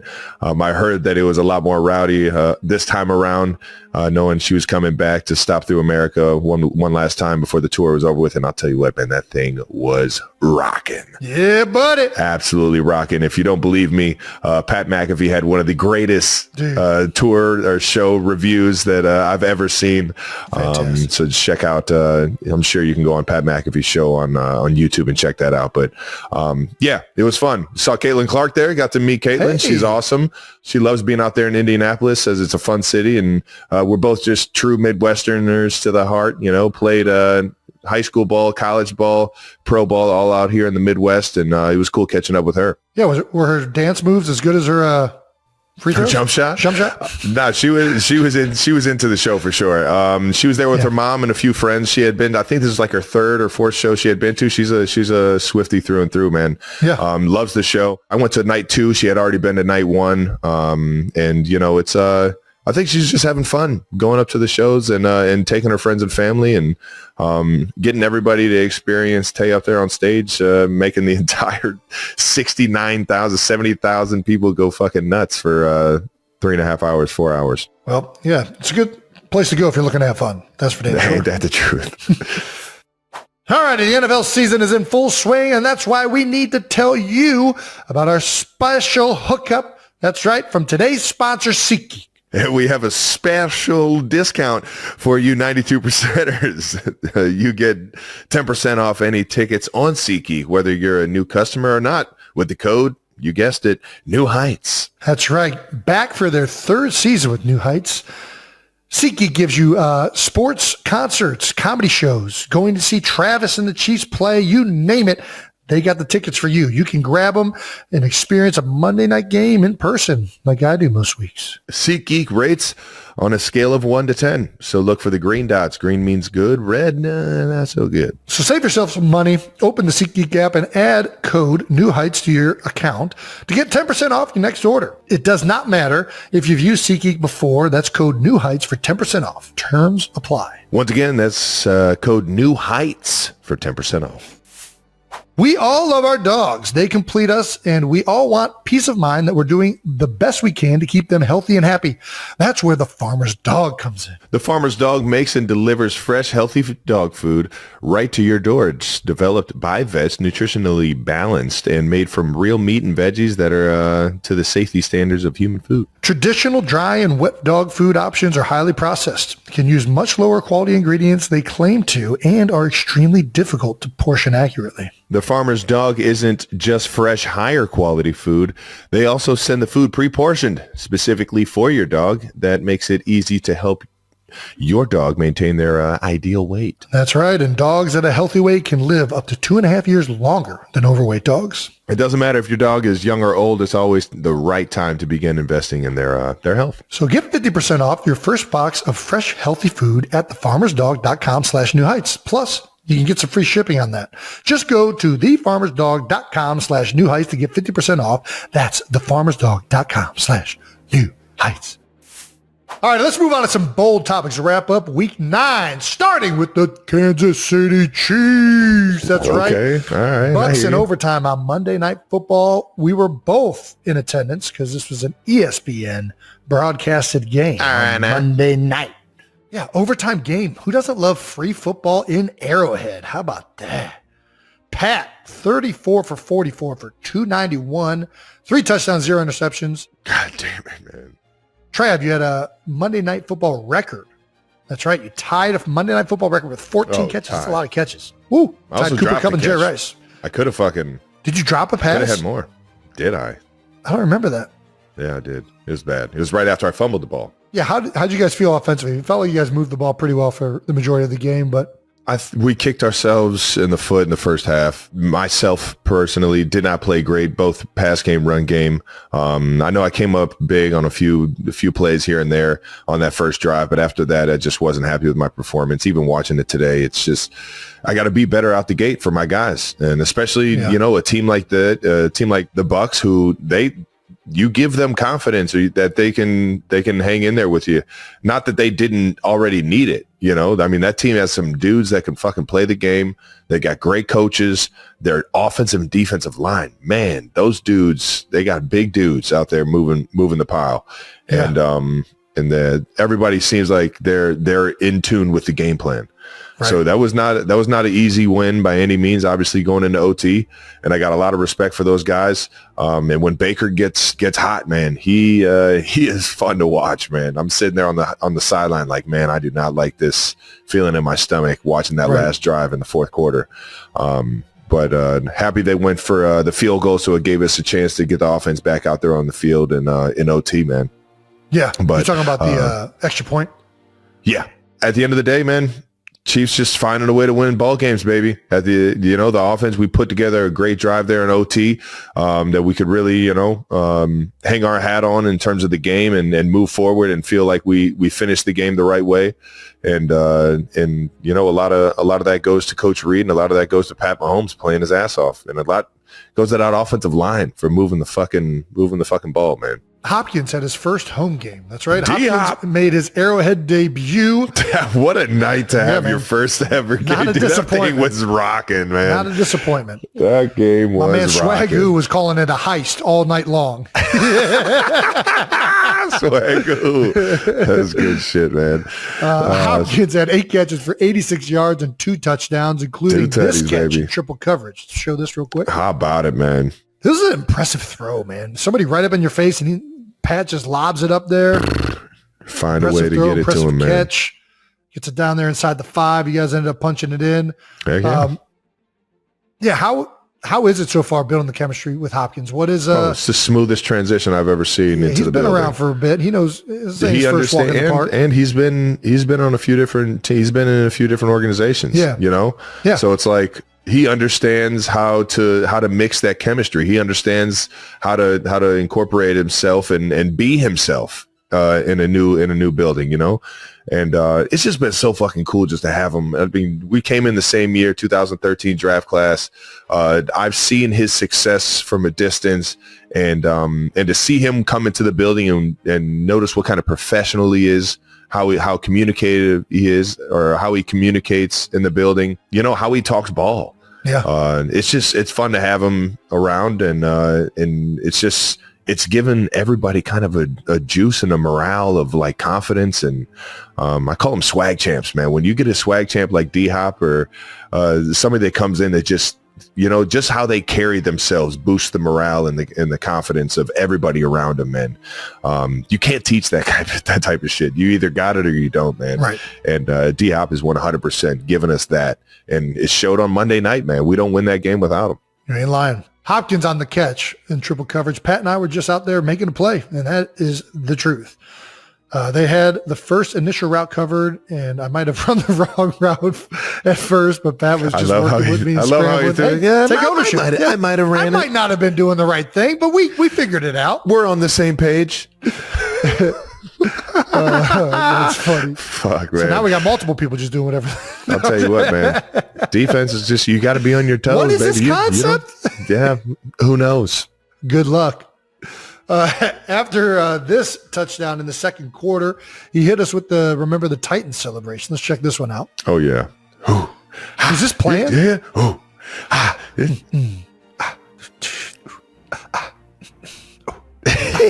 Oh, that shit is sweet. I love it when you get the whole line involved, man. Fuck. So was this something you guys planned out beforehand? You guys? Yeah. Well, I mean, he has nothing but respect for the Titans, man. And when he was in Tennessee, man, he said he respected everybody there, and it was what it was. He wouldn't be here without them. So he was showing it in terms of like a celebration for him. And he said the same thing on Twitter. He said it was a shout to Tennessee. If you know me, you know it's nothing but love for Nashville. Rand and his crew are like family. Without them, I wouldn't be here. Yeah. Let's talk a little bit about the Chiefs offense and maybe just start calling it the clutch offense. That's right. Per our friend Jeff Schwartzy. That's right. After the Chiefs came back from down 17-10, the third, to take the lead, he tweeted, "I will tap the sign again. When the Chiefs' best is needed, they play their best.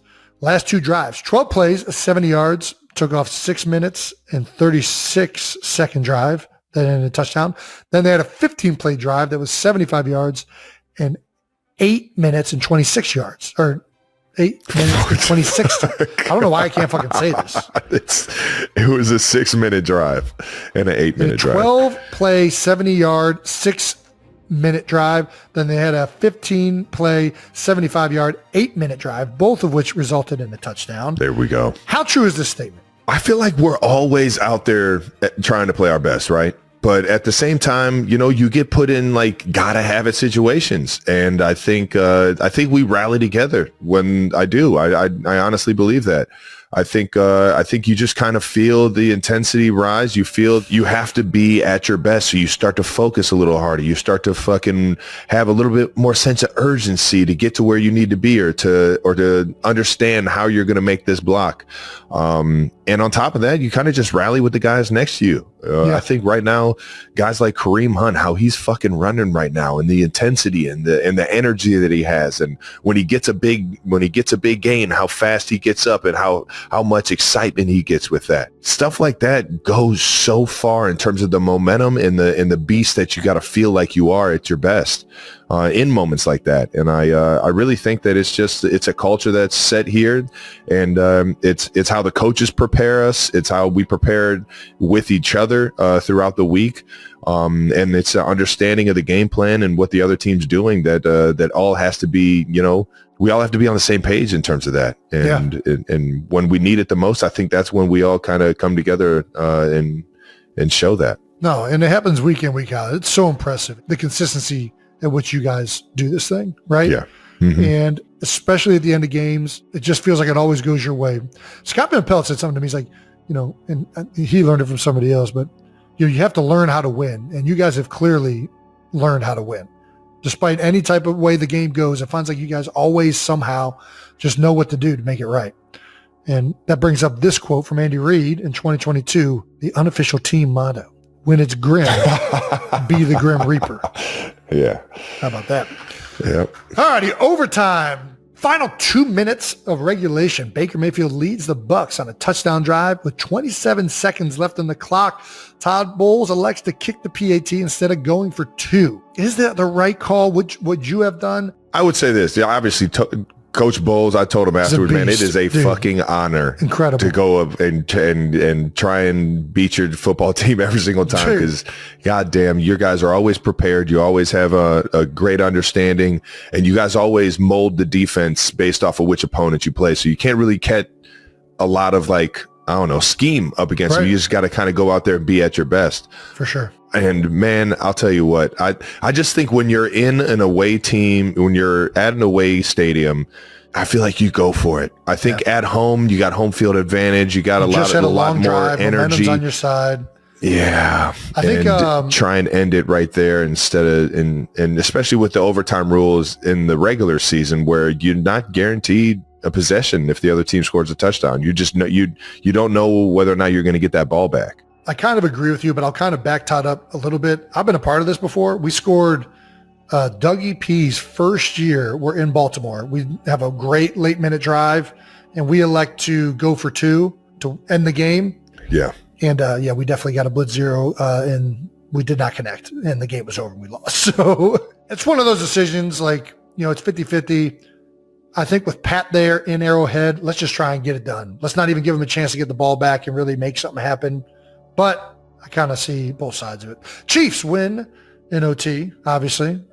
The coin toss goes the Chiefs' way, and the Bucs never touch the ball again. Look at Baker's head the moment that he knew. He knew. I mean, played his ass off. I don't know. I think it's just damn, because you get the pick, heads or tails.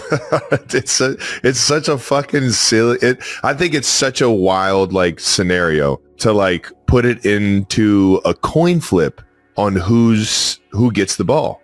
Oh, I think it's great. How would you? I love it. I just think it's just so wild that's what it comes down to. Yeah, well, you still have to drive the full length. 100%. I think. Yeah. But it's such an advantage to get the ball first, and I think that's what he's like. He's like, they got the advantage. I don't think he's like, that's the game. I don't think Baker's thinking that. Dude, so I'll say this. I don't even know if I want to share this. So, yeah, I don't know if I'd want to say this. Anyway, so yeah, you're a tails guy. I'll tell you after my career what I am. Fine. All right. Oh, you always pick the opposite one of whatever is face up? No. I just have a strategy of like, I don't know. Have any strategy. I do. And it's so dumb to try and have a strategy on coin flipping. My strategy worked. Kareem Hunt finished with 27 carries, 106 and a touchdown. He also was the one to punch it in from the 2-yard line for the game winner in overtime. Game winner, baby. How about that? Coming off the street, little Cleveland native guy getting come on, baby, involved. The bulk of Hunt's carries came in the second half. If the Chiefs become a ground and pound team, we talked about it a little bit on the desk. You guys are running the ball. Well, I don't know. I guess it probably still rings true from this game. Over 40% of the offensive plays have been run goals, which is the highest in Pat's career. Now, I don't know if that stat is exclusively first, second down, like run situation, or if that's like a generic. But either way, you guys are running more than ever since Pat Mahomes has been the quarterback for the Kansas City Chiefs. Yeah. I think it's probably multifaceted, right? Where one, you guys have a great offensive line and you're having a lot of success, so you're going to keep doing it. But then two, the way defenses are playing this year, we've talked about it, like run yardage is up across the league. And this is just a mark of a great coach he's like, hey, listen, teams are playing these soft coverages, keep everything in front of it. So we're going to freaking get after it and take what they're giving us. Is that fair to say? I think it's every team's different, right? Every team's different. Their mold is different. Their weapons are different. Right now, our offensive line they're moving the pile, man. Yeah. And our offensive run coordinator, Coach Andy Heck, he has been dialing those things up and figuring out the best situation, the best runs to, put our guys in the best situation out there on the field. And that's including, the tight ends. That's including the interior three that we got, the three-headed monster we got in Big Tooney, Creed, and Trey Smith. And you add Wanye Morris in there, who's been blocking his ass off since he's been given the start. And on top of that, Jawan Taylor's been playing his tail off these past 2-3 weeks, man. And I think our offensive line is one of our best weapons, if not our best weapon right now. I mean, obviously having Kareem Hunt and D-Hop come in and kind of steal the show and come up big for us, I mean, that's huge as well. But at the same time, our offensive line is playing their ass off. Yes, they are. And you want to always give Pat Mahomes the fucking ball. He's the best player in the National Football League. Giving him the ball and letting him dissect the defense, giving him more than one option, I think that is a great situation to put your football team in. But sometimes just handing that thing off to a hungry dog, man, handing that thing off to Kareem Hunt or a Carson Steele and get them boys rolling downhill. Yeah, baby. That's a great fucking situation to have us in as well. And sure enough, we're finding ways to get the ball downfield. And you already mentioned it, a few big time long drives. I think we had a 19-play long drive last week. We had 2 over 15 this week, and ending them with touchdowns is so fucking big and demoralizing for a defense to tax them and put that much weight, put that much fucking strain on them. And it just makes it easier for everything else in the offense when you get that run game going, man. No doubt. Well, let's get to the LeBron stat of the game. Travis Kelce is the first 35-plus-year-old with 14-plus catches in a game at any position. That's right. That is a great stat. I could have been the first 35-year-old to have 15 if I didn't drop the fucking ball. Well, stats are for nerds, but Travis had 28 catches in the first 6 games and 24 in the last 2. What's caused the big Yeti renaissance midseason here? I don't know. I think we're just playing fucking ball, and Pat's been finding me. I've been finding open voids, and Pat's been trusting it, and we just been on the same page, man. I think I didn't think we were ever off of the same page. I think Pat's just fucking throwing me the ball now. Doesn't feel like it's in Pat's head either, because he was asked about it after the game. He's asked about the 14 catches. And he said, yeah, I didn't even realize he had that many catches. So it sounds like everybody's just out there playing. Yeah, we're just out there fucking trying to get the ball down the fucking field. He also said he could have sworn you've had a game with like 16 receptions. Have I? No, that I don't has think to. so. Was that Not according to the record books, but... Is 14 the most I ever had? Believe so. Nice. All right, another stat. With his touchdown catch from Mahomes, DeAndre Hopkins has now caught a touchdown pass from 14 different players. God damn. Yeah, how about that? Holy shit. Week 9 next week, the Chiefs are home against the Broncos. Division rival, baby. Yeah, man. Broncos have been looking a lot better than they have the last couple years. Their defense has been pretty dang good. Pretty damn good. They got a fucking damn good defense. They do. Struggled against Baltimore, which is pretty common because Baltimore's really fucking good. Yeah. But I would not count on that happening 2 weeks in a row. These guys are physical, man. They play well on defense. No, we're going to be in a bar fight with these guys. Yeah, 100%. Coach Payton's got those guys over there fucking playing with some heart, man. And obviously it being a division rival, and Broncos Chiefs, I mean, they're getting any bigger of a rivalry than that. And it's going to be a tough one. I mean, it's at Arrowhead, but it's going to be a tough one, man. Good luck. Thank you, brother. The 92%ers know we love talking about the TV shows we're watching on here, and it looks like we have a new one to add to the list because Sunday, November 10th, is the epic return of Yellowstone, and it's only on Paramount Network. The wait is over, people. The television phenomenon is back, and everything is at stake with the Duttons' darkest secrets on the verge of being exposed, and as threats mount on all fronts, what will become of the Dutton family? Can they save the Yellowstone Ranch and their way of life? How far will Beth and Rip go to protect the family legacy? And who's going to the train station? Generations of blood have led to this. Nothing, and I mean nothing, will prepare you for the must-see premiere event that you do not want to miss. Well, this does sound pretty epic. I'm going to have to tune in. All right, now, from co-creator Taylor Sheridan, Yellowstone's epic return is Sunday, November 10th at 8, 7 Central, only on Paramount Network. Once again, Yellowstone will be back this Sunday, November 10th at 8, 7 Central on Paramount Network. Check it out, 92%ers. You're not going to want to miss this. After years of fine print contracts and people getting ripped off by overpriced wireless providers, if we've all learned anything, it's that there's always a catch. So when we heard that all Mint Mobile wireless plans are $15 a month when you purchase a 3-month plan, we had to wonder, what's the catch? But soon it all made sense.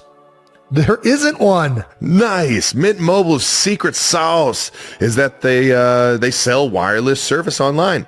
They don't have retail stores or salespeople. They deliver premium phone plans directly to you. So say goodbye to your overpriced wireless plans, jaw-dropping monthly bills, and unexpected overages.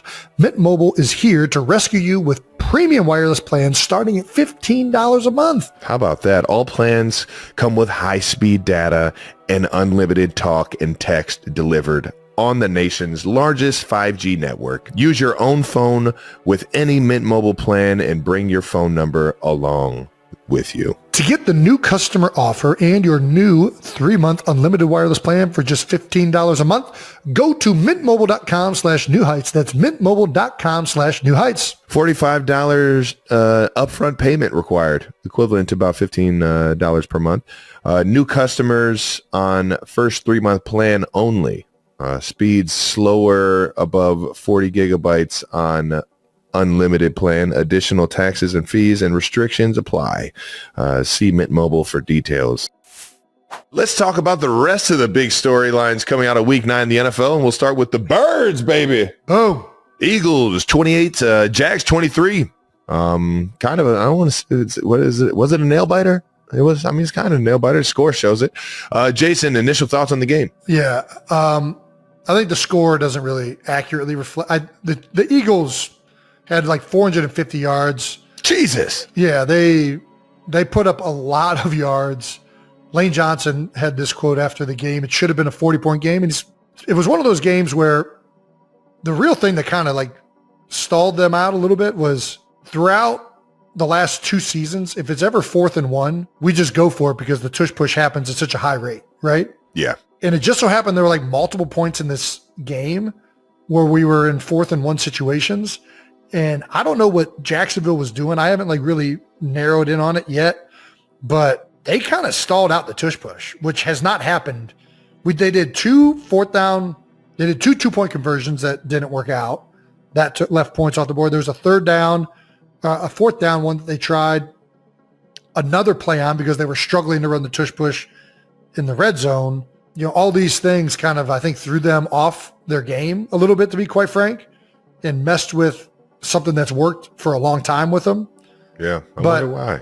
And also, Saquon had a fumble, unfortunately, that was it was a fluke. I don't know if you saw that. He got touched, but they said that the touch wasn't what caused him to fall, even though the touch clearly caused him to lose his footing, and then he fell, and he fumbled like the ground caused it. Damn. Then they picked it up for 6. The Eagles, in my opinion, right now, are playing actually really good football. That's what matters to me. They are fucking playing good football, no doubt. They've gotten back to play. Their defense is playing very well. Offensively, they look much more in sync and balanced. Yep. Jalen is playing really well. Fantastic. He's taking care of the football. Man. The Eagles have really rebounded from a couple bad losses from earlier in the season, have made the corrections, and I think they've done some really cool things, or some really good things as of late. I think the more important thing is it's not maybe the best hurdle I've ever seen. I don't even know how where do you even do this from? You just play ball, man. Your instincts take over. Blacked out?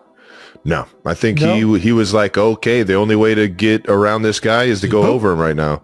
Spin. That spin was insane. But that spin was insane. The guy was standing. If the play would have ended after the spin, we would still be sitting here like, bro, that was crazy fuck.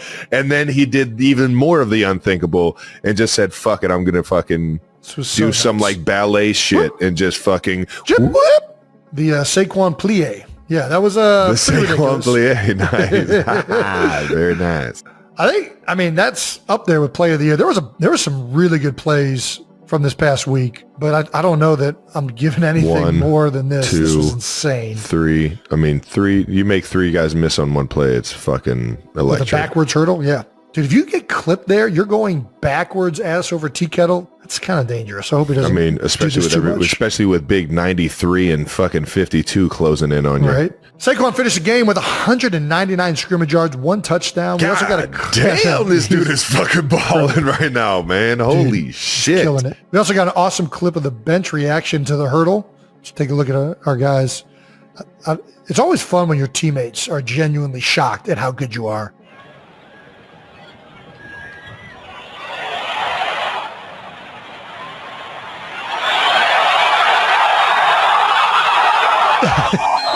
Everybody's like, oh, bro, what the fuck? Look at my man Reed Blankenship's Home Alone face. Home Alone, he went Macaulay Culkin on him. That's good shit. That's so good. Nick Sirianni said it was the best play I've ever seen. What I think is so cool is there's going to be kids all over the country and all over Philadelphia trying to make that play and talking about that play and simulating that play as they play in backyard football or peewee football. Kids do not fucking do that. Yeah, please do not try and hurdle. Do not do that. That is the fastest way to break your neck. Do not. Football is not meant to be played in the air. Yeah. I promise you that. Unless you're Saquon Barkley, and then you can do it. Unless you're an incredible athlete. If your athleticism is far more superior than everybody else's on the field, do whatever the fuck you want. But outside of that, that is a safety hazard. You do not want to go into a game leaving the ground. I've landed on my head too many times, and we advise kids not to try and make this play at home. Yeah. But if you do it, fucking send it. Don't fucking be timid. Don't timidly. You got to fucking go for it. Yeah. Yeah. Either way, I don't know what I'm saying. Do it. Do it, kids. Dream big. Just don't tell your mom I told you to do it. Yeah. All right. Saquon was asked about the play, and he said, I kind of just played football. And that's the... Sounds like the typical blackout, language. I just do... I just play ball. Devontae Smith. We got to shout out another incredible play. Skinny Batman with an insane one-handed touchdown catch in the fourth quarter. And this dude is fucking playing his mind out as well. I mean, the whole offense is really clicking right now, man. It's fun to watch. The offensive lines... oh my fucking God, that was a dime too. So perfect. Dude, these guys are fucking playing. It's exciting. Everybody seems to be fucking pumped for everybody. It looks like you guys just got the morale going right now. And the Kelly Green. Man. Gotta love the Kelly Green. And it was a 3rd and 22. It was insane. And we're watching it. And when he connected, I thought he was out of bounds because that knee touches down out of bounds. And I'm watching it with Kylie, and Kylie's like, no. nobody's better around the sideline than Devontae. Look at his toes. She ain't lying. And his toes get down. Dude, there is something about Devontae around the sideline. He has the freaking most unreal knack for getting his toes down. He's going to make sure he's in bounds now. Watch. Left, he's going to make right. sure. He's going to make sure he's in bounds now. Right before that right knee touches. So impressive. That's a skill, man. That is a fucking skill to have the awareness of where you are and to have the body control. You got to have a strong ass fucking core to be doing shit like this. I promise you. No doubt. No doubt. Smitty is not underrated by any means. The guy, everybody knows he's a fucking baller, but I guess AJ Brown being the big bad wolf that he is, man, it kind of takes a lot of the shine away from him. But this dude, he has been making plays and breaking dudes off in routes since he was in college, and he's a game time player. He's a ball player. He loves this shit. He's unreal. You can see how he gets excited after a big catch. You can see how his determination, his focus when he's running routes. This guy's a ball player, man. And, sometimes the biggest dude on the field, the guy like AJ Brown, who's like just a yoke. He looks like a juggernaut. Yeah. That guy's going to get a lot of attention too, but that takes nothing away from how guys in the league at least look at Smitty. Don't disagree with that one bit. Nakobe Dean getting an interception, man. Nakobe Dean had incredible timing for his first ever interceptions with 1:42 left in the game. Eagles up 5 and the Jags had the ball on the 13-yard line. Dean picks off Trevor Lawrence in the end zone. How about that, man? You got to love fucking big defensive stand. Let's check this out. Ooh. How about that? Just thrown just a little high, and Dean was in the right place at the right time. Just made a fucking hell of a play on the ball. Gotta love it, man. I want to know what kind of. I don't really know what route and what. I think he's trying to run like a weird route. Placement. I was about to say too, like it's like a weird. Like they motion him out, and I don't know if the snap point was late. You know what I mean? Yeah. Like sometimes when you're silent, because I think they're clearly trying to get Nakobe caught up on the guy running his route in front of the running back. You know what I mean? So I think the snap probably should have happened earlier. And sometimes when you're on silent, because of the way it happens, it just doesn't happen with the right timing. I mean, Trevor Lawrence is just putting the ball up to his guy, hoping he can make a one-on-one play on it. And Nakobe had different intentions. Right. Yeah. Nakobe made a great play. It is what it is. Yep. He made a great play on the fucking ball, man. In the most crucial moment. Yeah, when the Birds needed him the most, man. Of the 3 biggest plays of the game that we just talked about, which one do you think the Philly fans are remembering the most? I mean, come on, it's the Saquon. Come on now. Yeah. Nobody's ever fucking seen somebody hurdle somebody like that. Yeah. Shout out to Saquon. LeBron's stats of the game. Through 8 games, Saquon Barkley is the 3rd Eagle to reach 1,000 yards in 8 games. Yeah, joining LaShawn McCoy, did it twice in 2011, 2013, and Brian Westbrook, 2007. God damn, the Birds fans are... The Eagles fans are so lucky to have guys like you guys. Got some fucking historically good running backs, man. For sure. Fuck. Ryan Westbrook, LaShawn McCoy, Saquon Barkley, just using those quads to jump over everyone, forwards or backwards. Doesn't fucking matter. Saquon Barkley's 443 rushing yards over the past 3 games are the most for an Eagles player in any 3-game stretch in the history of the Eagles. Organization. How about that? That is a LeBron stat if I've ever heard one. He has been balling. Nice. Is Saquon already on the Eagles running back Mount Rushmore? Oh my gosh. Just not just 8 games into the season? I'm trying to think of who's up there right now. So Brian Westbrook, LaShawn McCoy, LaShawn McCoy, Brian Westbrook. I think you probably Steve Van Buren, I think was a running back. Listen, he played in a different era, but You said yes without even saying yes. Yeah. Next week, the Eagles are away. They're going down to Dallas, playing the Cowboys, who have been struggling a little bit. They just announced that Dak Prescott is out for multiple weeks with a hamstring injury, unfortunately. Will they go Cooper Rush or Trey Lance? Cowboys are coming off their 3rd straight loss, and the Eagles have not won in Dallas since, as you know, Jason, 2017. They got Cooper Rush back there taking snaps. Yeah, it's Dallas has been a very difficult place to play. For some reason, they're not playing very good at home this year. Like last year, they didn't lose a single regular season game at home. They've had some great home field advantage, and they've struggled for some reason this season. It's still the Cowboys. They're going to get Micah back this week probably. I know their defense has been struggling. Micah is a difference maker to the max. He is. So, yeah. Listen, I know they're not playing very well. I think they just traded for – who did they just trade for today? They just traded for Mingo. So in-division games are always tough.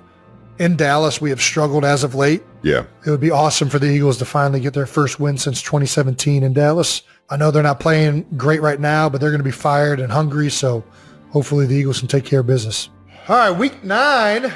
Is week 9 too early to fire a coach? Apparently not for the Saints. Damn. After losing 7 games straight, it's just been a wild ride for the Saints. They blow teams out the first 2 games. It has been a rough stretch for the Saints ever since. Saints lose to the Panthers, making it 7 straight. And on Monday, they announced their parting ways with Coach Dennis Allen. The firing comes after the team had a lot to say on social media. Dude, the entire team went to Twitter and started just spilling their feelings, man. Cam Jordan, my guy, tweeted out, "We just lost to the Panthers, ... I love y'all, New Orleans. Truly had higher expectations and the best of hopes for us. Y'all deserve it." Yeah. It's tough, man. It's losing fucking sucks, man. St. Bink Saunders, Colin Saunders. Fans say keep losing so we can get number 1 pick. Hell, throw me in a QB shit. Let's have something fun to watch. The best was his next one. He said, if that was a college bowl game, that motherfucker would have been called the Cottonelle Doo-Doo Bowl. The doo-doo. Not the We doo-doo just lost bowl. the Cottonelle Doo-Doo Bowl. Shake my head. You might be onto something. Maybe they should start. Maybe Cottonelle should get in on this Doo-Doo Bowl. Everybody else is in the bowl game landscape. Ah, fuck. Man, should the Panthers be offended by all this? I love it. I mean, listen, man. I was just talking trash on the Panthers. Like, I wasn't even talking trash. I was just like, man, it sucks to be at this point in the season and just like zero hope. JC Horn had a good comment from the Panthers DB. Don't we got the same record, or am I tripping? You do. You do have the same record. Also, should we get behind Colin playing QB? I mean, fuck, the way he ran back that the interception when we played him on Monday night. I'm behind Colin getting any more game time and airtime as possible because that dude is freaking hilarious. He is. He's fun as hell to watch with the ball in his hands. Fuck. Are players openly tweeting like this always going to be the end of like a coach's tenure? I don't know if it's always, tweets. It's really just like when you clearly see that like the team is just like lost. They're like any type of like. This definitely does not help. Yeah. Like it doesn't have to come in the form of tweets. Sometimes it's in the building, but like, once the team is kind of like, we suck. Like we kind of saw it low key. There was a clip from Dak Prescott last week, bro. He could have been talking about anybody though. Yeah. Okay. Yeah. He could have been talking about fucking Mississippi. He could have been talking about, his high school team. Well, you never know what that convo was about. Yeah. Either way. Or he's talking about the Cowboys. Dude. But yeah, not a good look. In some ways, I kind of feel bad for like they've had a lot of injuries up front on their offensive line that has hindered them. They've had their defensive line. They've had a lot of guys leave over the last few years, like their personnel and the cap situation. And I think Dennis Allen's a good defensive coach, but clearly it just wasn't going the right way. Yeah. And when it's starting to go the other way, this is kind of what happens. It's a results-based league. And yeah. Anyways, I'm sure he'll land on his feet. He's a good coach. It's tough. And it could be the end for him. And hopefully we get a bunch of great content from the Saints players the rest of the season in tweet form. Sir Binky Moss, St. Binky Moss, keep sending us the good stuff. Does the NFL have a quarterback development problem? Coming off of the news of the Colts benching Anthony Richardson, Greg Olson was on the Ryan Russillo podcast this week. Shout out to Russillo. Yeah. Shout out to Russillo and said, in quotes, "There's no doubt we have a quarterback problem in the NFL. I think a lot of it is man-made. Asking your quarterback to stand in the shotgun, catch the ball, and throw the ball every down is virtually impossible in today's day and age. Yeah. These guys don't learn to get under center." I hear what Olsen's saying. We were talking about it earlier. Tom Brady said something very similar. Yes. How the quarterbacks aren't developed into a system. They kind of just get tossed into like the most convenient college system there is in college football, at least. And then once you get into the league, they're asked to do a lot of stuff from one formation. Yes. And that can get very telling for a defense. And it doesn't necessarily put the quarterback in the best situation possible, unless you have a quarterback that's got all the intangibles and he can do stuff like that. Like Jaden Daniels, like Lamar Jackson, like, you know what I mean? Like guys that are just, they can do a lot with their feet, and that adds to another, like a Jalen Hurts. Guys that can do a lot with their feet are typically the guys that can have success with just being in shotgun. And I think there is some point to be made that, it's easier from the shotgun to see the entire field. When you're under center, you turn your back to the defense a lot. Yep. If not every play. So unless we're going back to the old Joe Montana days or the John Elway days where you take a snap and you just start backpedaling as a QB drop, it's a very, interesting point. And who knows what the actual reasoning is. But it's definitely, if you look at this list by Sam Block on Twitter. Yeah. It is very interesting that all of these big name quarterbacks that had a lot of success in college and seem to have all the skills to be a pro quarterback have all been getting benched within their first 3 years. Maybe I'm just used to this because I grew up in Cleveland and all of our quarterbacks. How many quarterbacks have we had play for the Cleveland Browns at this point? And how many quarterbacks have gone to have success in other situations, man? I think some of this is a little bit like, some of these guys, either they were on bad teams or it's systems. Like a lot of times the teams that are picking quarterbacks aren't necessarily in the best position for a quarterback to flourish. So some of that has something to do with that. Yeah. I also think a lot of the college systems have changed. And they're not the most multiple. It's very different from, I think, what a lot of the offenses that are having success in the NFL are doing right now. And I think successful quarterback play, successful offensive systems, a lot of it just comes down to not being predictable and not giving things away. And to Greg's point, when you're in shotgun, you have to go above and beyond to hide things because where the back's at, it tips away a lot of things, whether it's protection-wise, whether it's run game-wise. And if you want to live in that world, I'm a firm believer that you have to move the back around constantly. You need to be moving it, not giving the defensive tells. There are teams that can operate really well in shotgun, but to what you were saying, typically those are teams that have quarterbacks that have that threat of running, and it's an added element that makes it difficult. You think of Lamar Jackson, and they operate in pistol and gun a lot because they want that threat to be able to be an advantage for them. Mm-hmm. The under center stuff leads to some beautiful play actions, which lead to great shots down the field. I think all of it kind of works. It depends on who your guy is, but I do kind of think that a lot of the times the quarterbacks that are coming out, it's all the same stuff. It's all the zone read. It's all it just isn't as dynamic and different. These college offenses aren't necessarily giving them the and I will say this, Pat Mahomes, he was the air raid offense. He was in that Texas Tech gunslinger. Their offensive shotgun run game, every single their snap. Run game was like a quarterback draw. That would they're spreading you out 5 wide, throwing 4 the ball wide, 50 times a game. In 11 personnel, in 10 personnel. Guys are and they're throwing the ball 60 times a game. Yeah. When he got to the league, Coach Reed's offense, you have to take snaps under center. Right. And I would love to even just ask Pat. I might have to go up to him tomorrow and ask him, how much of a benefit is it? How much do you love going under center? How much do you feel more comfortable? Do you think it's added to your game? I'd be curious to ask all these questions. Yeah. Because a lot of these guys that are saying there's an NFL, there's a QB problem or development problem in the league are all old guys that played in pro-style offenses. Well, Greg played with Cam, and they did some reads and some shotgun stuff. Yeah, 100%. Yeah, I don't know how to articulate it. I just think that in college, I think, to be very honest, I think in college the game has erred on being simpler and either utilizing speed or zone read stuff.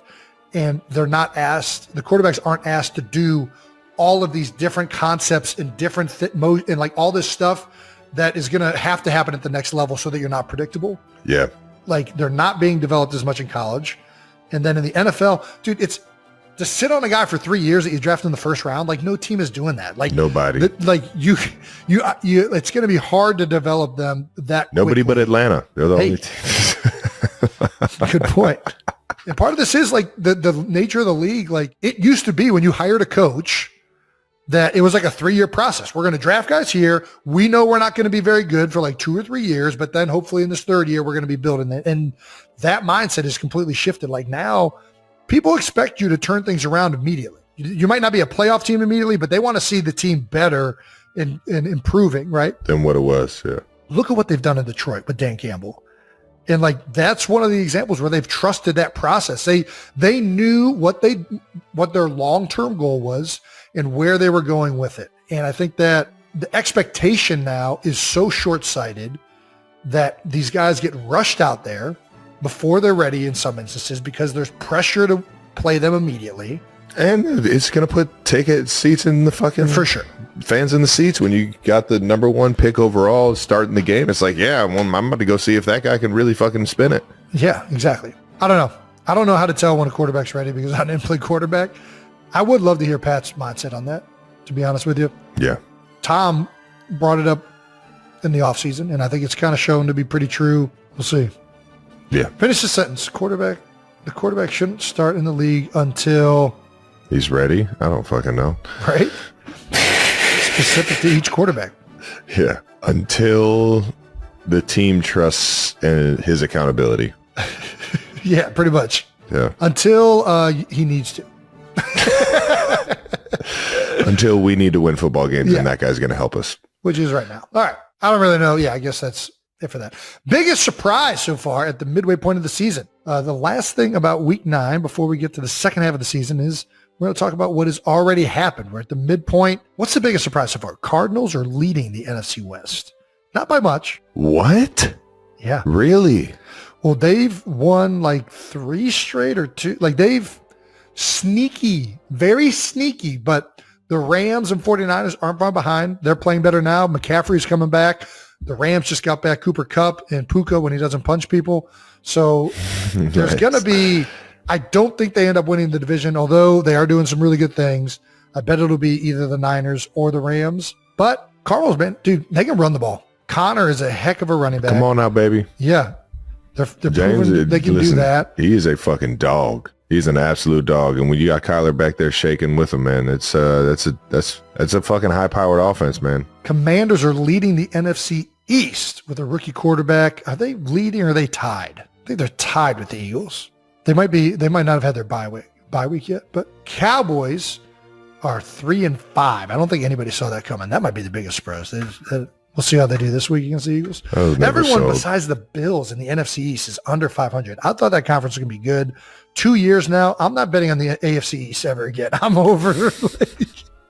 I thought for sure, like, dude, Aaron's about to ball out. Freaking the Dolphins are great, and then boom. I'm telling you, man, listen, they fucking the Jets found a way last week. Bro, Garrett Wilson. That boy, that catch. We talked about Saquon's play. That one-hander, what in the hell was that?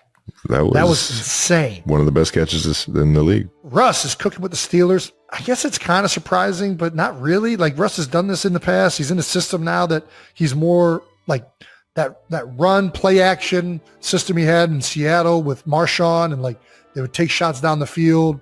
I think it's back to stuff that he's done really well in the past. So not that surprising. Lions being Super Bowl favorites, right? I mean, it's you and them. Is it surprising the Lions being Super Bowl favorites? Yeah. They're I'm not surprised by it. Right? Yeah. I mean, if we're being honest, they should have been in the fucking AFC Championship, the NFC Championship they should have been in the Super Bowl last year. That's what it is, yeah. But they're very good. Kirk Cousins has the Falcons in the lead of the NFC South. I didn't see that coming. Tampa Bay, them, New Orleans. That's not that surprising. I think the Commanders are the biggest surprise. I did not expect them to be this good. The Commanders are the biggest surprise in the league. I think they've had the most juice around like how surprising they've been playing this year. Yeah. And that has a lot to do with, starting a rookie quarterback.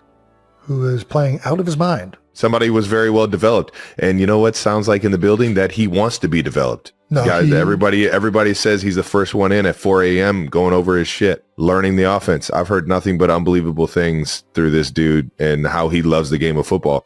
Dude, it's insane. So for all you young quarterbacks in there, if you don't want to be on that list of guys that have gotten benched in their first 3 years, maybe just show up and really desire and love the game of football. Not that any of those guys on that list didn't. Put some work in. You know, go above and beyond, baby. That always seems to put you in a good position. Addition of the year so far: Henry to the Ravens, Saquon to the Eagles, Kirk to Atlanta, D-Hop to the Chiefs, Adams to the Jets. I mean, Saquon to the Eagles is pretty fucking crazy. Saquon to the Eagles is pretty damn D-Hop to the Chiefs, maybe. We've only seen 2 games and he's already showed up. Yeah. So I don't, listen, we'll see. We'll see how it all plays out, baby. Henry to the Ravens has been pretty unreal too. I mean, the Ravens were already fantastic, and Henry's just added a whole nother element. Yeah, what Saquon's been able to do so far this year is pretty impressive. Team with a losing record that could sneak into the playoffs. Ooh, who's a team with a losing record that could sneak into the playoffs? Gonna have to say it's probably one of those NFC East teams. Yeah, it's gonna be wide open. I mean, AFC East. I don't know why I said East? that. Yeah, I know what you meant. Well, Bengals are playing better. Bengals, Jets. I mean, I'm taking everybody with a fucking quarterback. Typically, those guys find a way to win. Yeah. I mean, I want to say the Jets still. It's just been... Bucks are a good football team, man. And Baker can fucking put up points, man. The problem with the Bucks is they have a tough schedule coming up, and I don't know when they're getting back Mike Evans, and I don't know how that affects them. And they're already 2 games out from Atlanta. I think the NFC is going to be pretty competitive there for those wild cards. Mm-hmm. Yeah. I'm going to take all the teams that are the closest to 500. I feel like the Colts. Colts are sneaky. Joe Flacco, man. I think there's going to be more room, too, at the bottom of the AFC. I don't know why. It just feels like there's going to be... Who's in that conference? Colts, Titans. Colts, Texans, Titans. That's what Jags. That's a goddamn. I mean, that's the one right there. That's the conference. Whoever wins that division. So there's your answer. Grabs. There you go. Rookie of the year so far, Jaden Daniels. I mean, it's not even close. I think Brock Bowers is playing his fucking ass off, and he's putting up a fuck ton of yards. You can't take away from what Jaden Daniels has been doing. I'd say I'll throw a sleeper in there. Quinyon Mitchell has been fantastic, and normally I wouldn't say a defensive back. Mitchell. He's for the Eagles. Oh, okay. He was our first round pick this year. I mean, he hasn't had the interceptions, I guess, but he's been freaking locking.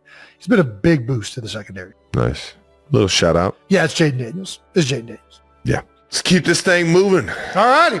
Moving on to No Dumb Questions. That's right. It's time for No Dumb Questions. No Dumb Questions is brought to you by Coke Zero Sugar. Tackle game day with the irresistible taste of Coke Zero Sugar. Is it the best Coke ever? I don't know. You should probably try it and decide for yourself. This week, we are dipping into the Heights hotline for a question about being in a relationship where you're fans of different teams. Oh, nice. A reminder, you can call into the Heights hotline at 929-399-7260. We'll answer some more voicemails in a few weeks on our Wondery Plus exclusive episode. So stay tuned for what kind of message we'll be looking for. But if you want to call us about anything, go for it. Hey, Jason and Travis, longtime fan here, Jordan from Chicago. As far as relationship questions go, Chi-town, baby. I'd love to ask you both, what will you do if you lived in a split household as far as rival schools?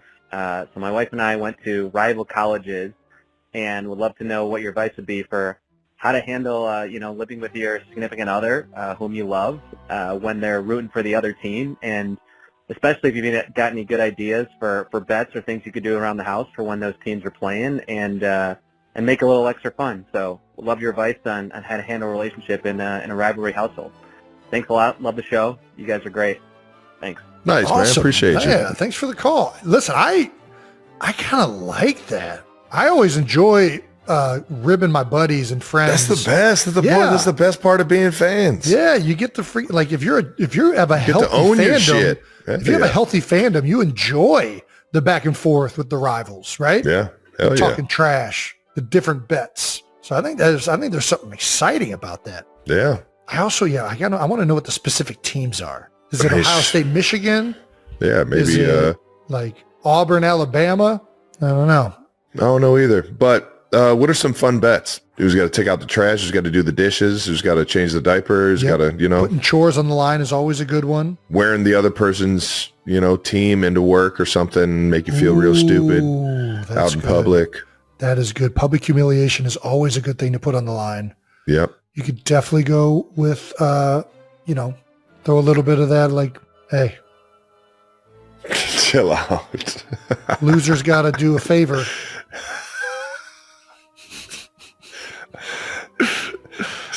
Not again. Listen, I'm already in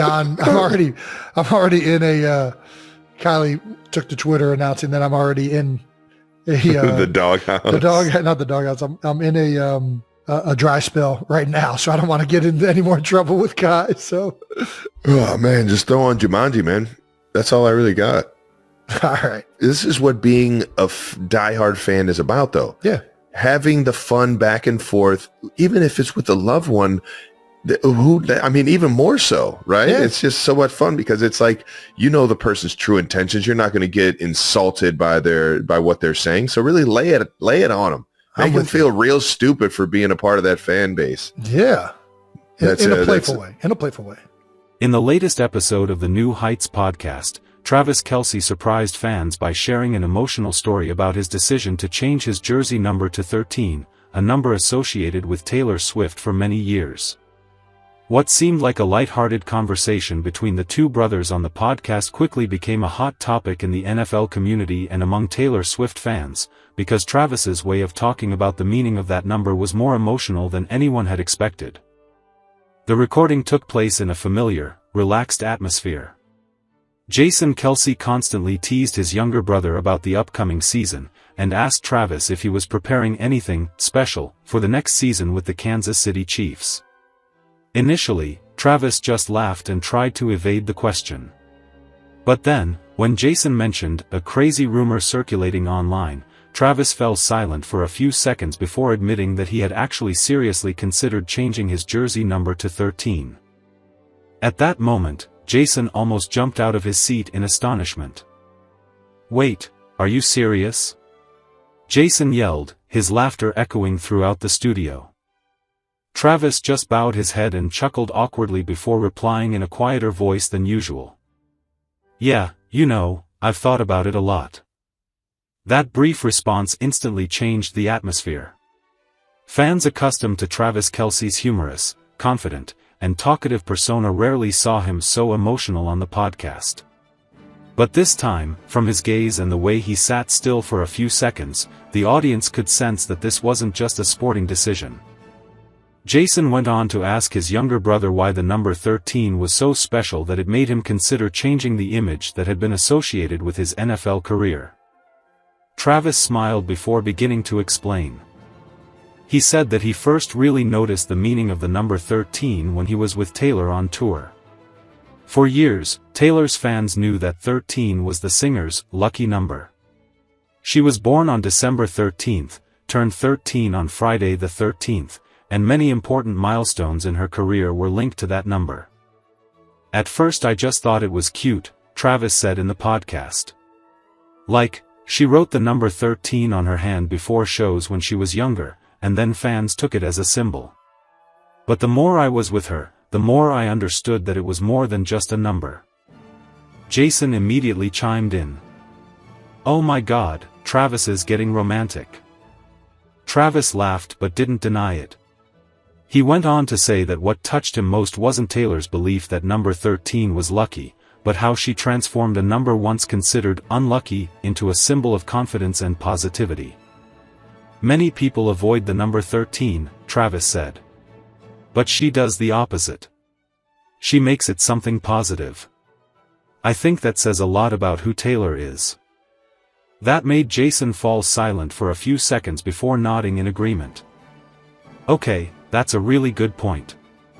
Travis then shared that the idea of changing his jersey number didn't stem from seeking attention or creating a media buzz. He said he just wanted to do something more personal in this new phase of his life.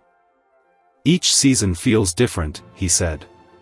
"But this year, I feel like everything has changed so much. Not just in football, but in life as well. Fans quickly realized Travis was alluding to his increasingly serious relationship with Taylor Swift. Over the past year, the pair have been constantly seen together at major events, from NFL games to concerts and private family gatherings. While they always try to keep their lives private, both Travis and Taylor no longer hide the significant influence they have on each other's lives. Jason then continued to tease his younger brother.